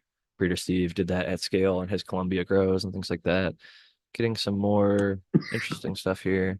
Phytochromatic chart, interesting. Average temperature, relative humidity, temperature and relative humidity. Okay, so it's just showing the ranges here on, I think this is actually a VPD chart. I could be wrong though. For Thailand, yeah. Really interesting Throughout the stuff. entire year. Yeah, it's so interesting because each place has like different seasons. Like Arizona has monsoons and California we have like the winds or whatever, the Santa Ana winds where it gets really hot and dry, and then there's tornadoes and hurricanes in other parts of the country. In Michigan, you guys get harsh winters. Like, there's rapid changes from one season to the next in the Midwest and the East Coast and things like that. But we're pretty consistent out here. Like I think we get as low as like 40s in San Diego, but usually like above 50 and under 80. So it's not a huge range. Um, Wow, that's fucking crazy to me. yeah, man. It's our coldest is like 50. So So yeah, you can just wow, that's cool. you Can can you grow pretty much outdoor garden all all? year. Oh, so you could probably garden all year long. You can, not probably, like you absolutely fucking can. Like people grow all the flowers all year. Like it's just like what time of the season does it bloom? That's fucking awesome. I That would make me want to be just a freaking like a what do you call it? Where you a gypsy where I would just want to wander around and just fucking eat plants that are just growing everywhere. And like, why would I need to do it? I'm just in paradise. What the hell? my uncle just visited today, and he was like, "Dude, you live in paradise." He took a photo, Yeah, what the sent it to fuck? like the group chat with my mom. He's like, It's paradise here, man." Like he's from Maine, and Maine is much harsher weather for sure. And I'm from Ohio. I know, Midwest is definitely not San Diego weather, but I won't keep on rubbing it into the people that don't have these beautiful conditions. I will say there's a guy who lives at the end of my road who he has more plants than anybody I know. It's really impressive. Like probably at his house could be like a nursery. It's like 1,000 plants and just like inside and outside. It's just like the most amazing I would be collection. collecting like all of the permaculture stuff, you know what I mean? Stuff that I have to only have to plant one time and then it's there forever. I would be down with that, man. And then just start building the food forest up. Before It's you know so it, cool, all you man. got And to like do some is, people, they have even like fire suppressing plants. Like oh, they've that like would be built their cool. property up in a Hell way that yeah. like, oh, if the fire is gonna like come to my area, I've got like these layers of this plant that is like sacrificial and really lush and like it holds lots of moisture, but it's basically just like Got meant to enough like time. burn and die. You got enough time, just build a moat, fill it with water. Although fires can still jump water, I guess. Put the plants on the other side, make two layers, like a good IPM. I saw a fire jump over a fire break between houses that was like, a few hundred feet of like, I think it was like a 30, maybe 40-foot span of concrete. It's just Holy like shit. insane, dude. When wildfires get ripping, it's Oh what they're yeah, capable of with high oh, wind. eating the wind, yeah. Yeah, it's scary. Yeah, And how fast they can I'll stay here in the turn. mitten. I'll stay here in the mitten, Michiganja. I think it's pretty safe even for the future heat that's coming with the global warming or climate change or whatever you want to call it. All the heat's just coming And from all that fire that you guys are growing over there. That's that's right. That's right. We'll stay coming warm. out of Michigan. Keep you guys toasty, even when it gets cold. So here's a fun little one. We could look at just the chart going over the heights, the area, the uh, time, CBDA, CBDV, CBD, They do have THC in CBGA. there. Look at that. Yeah, THCV even in there. Very interesting.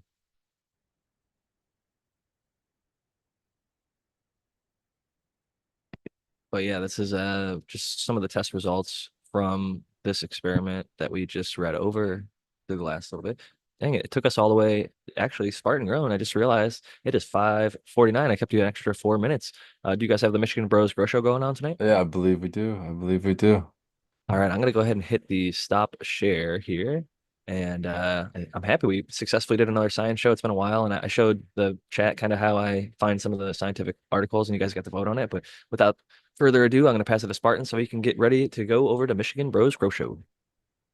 Well, I just want to say thank you everyone who are loyal listeners and followers. I see the same names again and again in chat, and I say this a lot, but I appreciate it, man. And I don't know how else to say it, but I'd love to see that. I love to, as much as I'd love to see a new name and new growers, and that energizes me so much. I love to see the people that stick with it, man, because I know it's just a kindred spirit. So, much love, everybody, and keep growing. I'll see y'all on Mr. Bros Grow Show in about 10 minutes. Great stuff. And I will say we still get new Peace ones out, every week. Spartan. Yeah, I love it. I still It's love always new. good. I see like +6, +12, +10. We get some weeks like maybe we talk about something controversial and we'll lose like -2 or -4. But like most weeks is like +10, plus 12 or whatever. So we're moving the right direction. Oh yeah. Thanks And again, wait, Spartan. just wait. When we're not suppressed anymore, that's gonna be plus hundreds, man. It's I gonna know be that's why I'm trying to get it on X and trying to get it on, any platform that is not going to suppress it. And hopefully it will, oh, keep on growing. coming to Pornhub soon, guys. You heard it here Keep first. going. Jack. See you OnlyFans guys. next. Uh, Good stuff, y'all. Anywhere that will get people to watch. There's all sorts of interesting platforms out there. Maybe Rumble. I know that's also like a video platform that is not about censorship, but I Let's don't think that the anything go. Yeah, cannabis space has gotten on there too strongly. we could be the trendsetters, Jack. But you're right. It's just my lazy ass having to upload it to one extra platform. But I'm sure there's probably like my podcast thing where I upload it to one and it goes to all of them. There's probably something that I can like upload it to this and then it just takes care of that. But we'll maybe figure that out.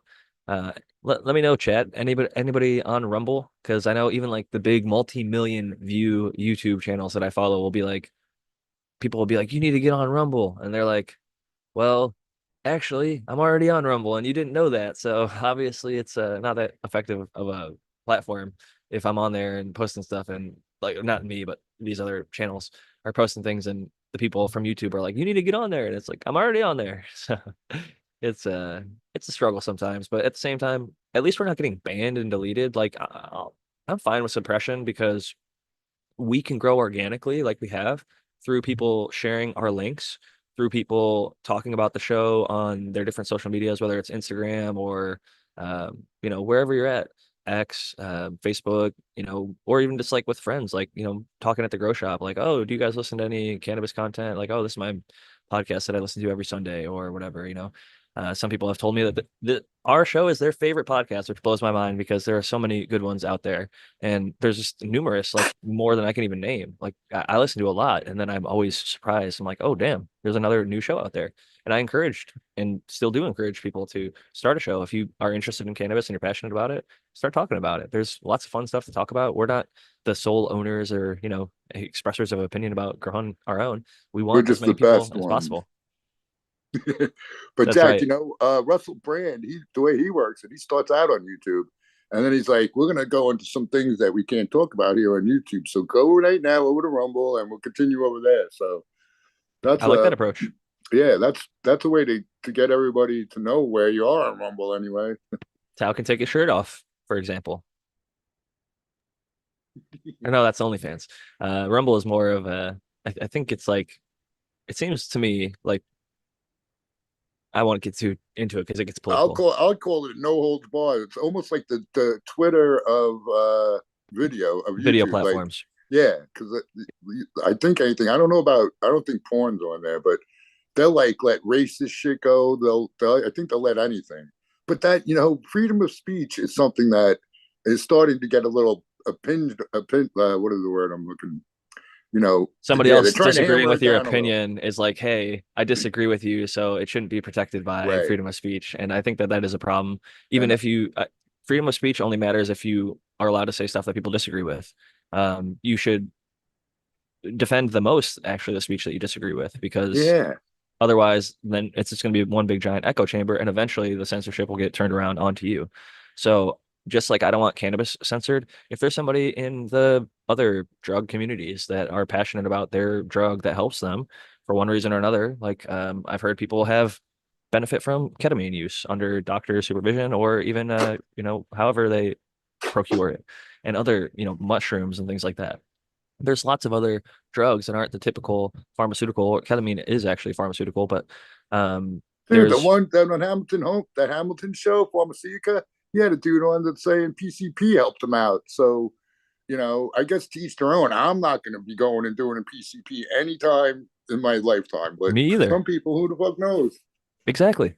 I'm not Yeah, one to judge. It's like what's for me isn't for everybody, and I'm not going to expect what worked for me to work for everybody else. But I do think that people should at least be able to share their opinion. The I think the best cure for bad speech is more speech. So if somebody's saying stuff that you disagree with, then try and debunk them, prove them wrong, say something that's more interesting, entertaining, and correct as right. you see it. And if somebody's just some really loony conspiracy nut job, but every single thing they say is false, no one's going to actually listen to them. It just seems like sometimes the people that are telling the truth are the ones that get censored the hardest, which can be problematic at times. Yeah, And it's something that I think it's important. Like we've got friends over in the UK. They've got big censorship that's issues gotten going on, crazy now. Yeah, huge issues going on. People like getting arrested for social media posts. Our friends up in but Canada, they're getting censored as well. it They doesn't really make sense in America. Before the before COVID, there was no censorship at all. So very little, very little. There's right. like Well, I guess it was, but CP it and wasn't stuff like that. You can't. social media. But you can't yell fire in a crowded room and all That that actually jazz. got overturned. Is that Crazy right? enough. Okay, Yeah, yeah. You just have to you deal with the can actually repercussions. yell You can get fire. arrested for inciting a riot. You can get Okay, arrested and civilly sued for causing death if somebody gets trampled. There but are you're repercussions to your but that's action. not it. The freedom of speech is there. It's the Yeah, repercussions after. There you go. See, that you have works to for live. me too. Yeah. like your freedom to walk around or whatever to swing your fist extends up until the point you hit me in the face, right? You can stand and wave your fist around all day angrily. As long as you don't hit me in the face with it, you're fine, right? You can wave your fist or shout unfortunate like phrases. It could be whatever thing that we don't want to hear, or whatever that could be deemed as problematic. But I think RFK Jr. rightfully pointed out. I think it was in Chicago. Even the KKK was defended by police and the ACLU in like the 1980s or 90s when they marched. And although I vehemently disagree with that particular group, um, I defend to the death their right to say what they have to say, right? Because you have to agree with you know people's right to say stuff even if you disagree with it. Like I think it's there in a way. I think people ostracize themselves, whether it's like racism, sexism, hate. You're gonna push yourself into like some cult or some small corner Mhm. fringe community. You're not gonna be in the regular portion of society where most people are just like, hey man, you're a person, I'm a person, we're just fucking living our lives. Let's just all get along for the most part. That's most people are just having fun trying to live their life and get by, afford their rent and bills or whatever it is, food and groceries and whatever. Most people aren't really that worried about somebody's ethnic background or religious or whatever sexual orientation. Like there's a lot of stuff that creates division and hate and you know separation, but few and far there between are there places like ours where you actually see genuine community. You see, hundreds or thousands of people come together, have a common interest, and build each other up. Like I haven't looked at chat all night long, but I'd be very surprised if anybody got torn down or bullied or fucking ostracized in the comments. It's like people helping each other, people linking up, having fun, just chatting. But um, so many other places. Like I've heard YouTube chat is one of the most toxic places on the planet. And in many channels it is, right? If you're on the wrong thing, if you're on the wrong YouTube channel, all the stuff in the bottom is going to be hate or, rhetoric or whatever, propaganda, bots, spam. But here it's like, oh, cheers, I grew that strain too. Oh, that helped with my arthritis also. Or like, oh, that was an interesting scientific article. Maybe you could check this one out. And sorry to the person who sent me, I think it was Seed Person One. I got to go back through my DMs. They sent me a cool article about like how you could grow plants. I think it was without light, but I need to look deeper into it because I said maybe we'll do that as our topic for the show tonight, and then I couldn't find it, so I did what I did. But with that Yeah, said, we got 1 minute left, and I'm going to pass it to Noah the Grower for his final thoughts and shout out before we wrap it up. Right on. Yeah, had a great time. Got to go in my room and show you guys some stuff. Always have a great time hanging out with you guys. I'm Noah the Grow on Instagram. You can find me there, and I'll see everybody next week. It was great having you as always. And last and certainly not least of the panelists with us tonight is the American one. Jack, as always, thanks for hosting. Good to see Noah the Grower, Spartan, everyone in chat. Yeah, they talked about that scientific article for a minute earlier about not using light to grow plants. I got to check that shit out. That's wild. But I'm the American one. Everyone usually, a lot of people know me. I'm on YouTube as the American one, and the American one underscore with underscore Keens over on the IG. And yeah, always good to make it. And have a great week, everyone. We'll catch you probably during the week sometime, and then next week on the show. The internationally known, the American one. Always great to have you, Tal. It's been a pleasure. I always love hanging out with you all. It was a little bit impromptu at the beginning. You could tell I had kind of gotten home a little bit late and got the show kicked off a little bit late, but we still got it running. And just Noah and I started the show, and we had Tao, or Spartan Grown join us, and Tao join as well. And as always, I say better late than never. So I appreciate everybody on the panel who joined us this evening. If people might ask about the shirt, Clint Black, I saw recently. My wife and I went and saw him in concert, 35th anniversary of Killing Time. He's a 90s country guy. We actually bumped into him walking through the tour bus on the way out of the show, and he got a photo with my wife. And my wife's a huge fan, so shout out to him. He's put on a hell of a show, as good of music as he does, almost like a stand-up comedy set in between the shows. So if you ever have a chance to see Clint Black, I would recommend it. I'm newly a fan, but definitely great music. And myself, you can find me at Jack Greenstock on Instagram. Jack_Greenstock is my backup account in case I get deleted. As we talked about, censorship on social media is still real. Instagram is one of those where many accounts get deleted. Jack_Greenstock is my name on X, formerly known as Twitter. I will post this show there tomorrow at some point, as well as all the podcast platforms, and it'll be live on YouTube as soon as this is no longer live. The recording will be posted. So yeah, with all that being said, the sale is still going on at 50 Strains of Green. I got 50% off for all the US products available until I'm sold out of 50 Strains of Green. I'm gonna have the pre-order for 50 Strains of Purple coming soon. I'm working on the formatting. Have a little bit of delay on that front, but I think I'll be able to get it managed and get it sorted out shortly. Everything else is finished. I wrote the back cover and all, and revising it a little bit and just making sure all the final edits and stuff are done in the writing. Have had a lot of people reach out and suggest that they can offer to do some editing and stuff like that. So appreciate those individuals. I might end up doing some work with them. To give a little bit of inside baseball, I think we just started like a minute or two late, so I'm running a little bit longer. But with all that said, peace and love, y'all. Keep on growing. Get back growing if you're not growing right now. Pop some new seeds, take some new clones, share some plants and buds with your friends, and keep that grower love strong. And we will catch you all in the next one. Cheers. Grow love. Keep growing.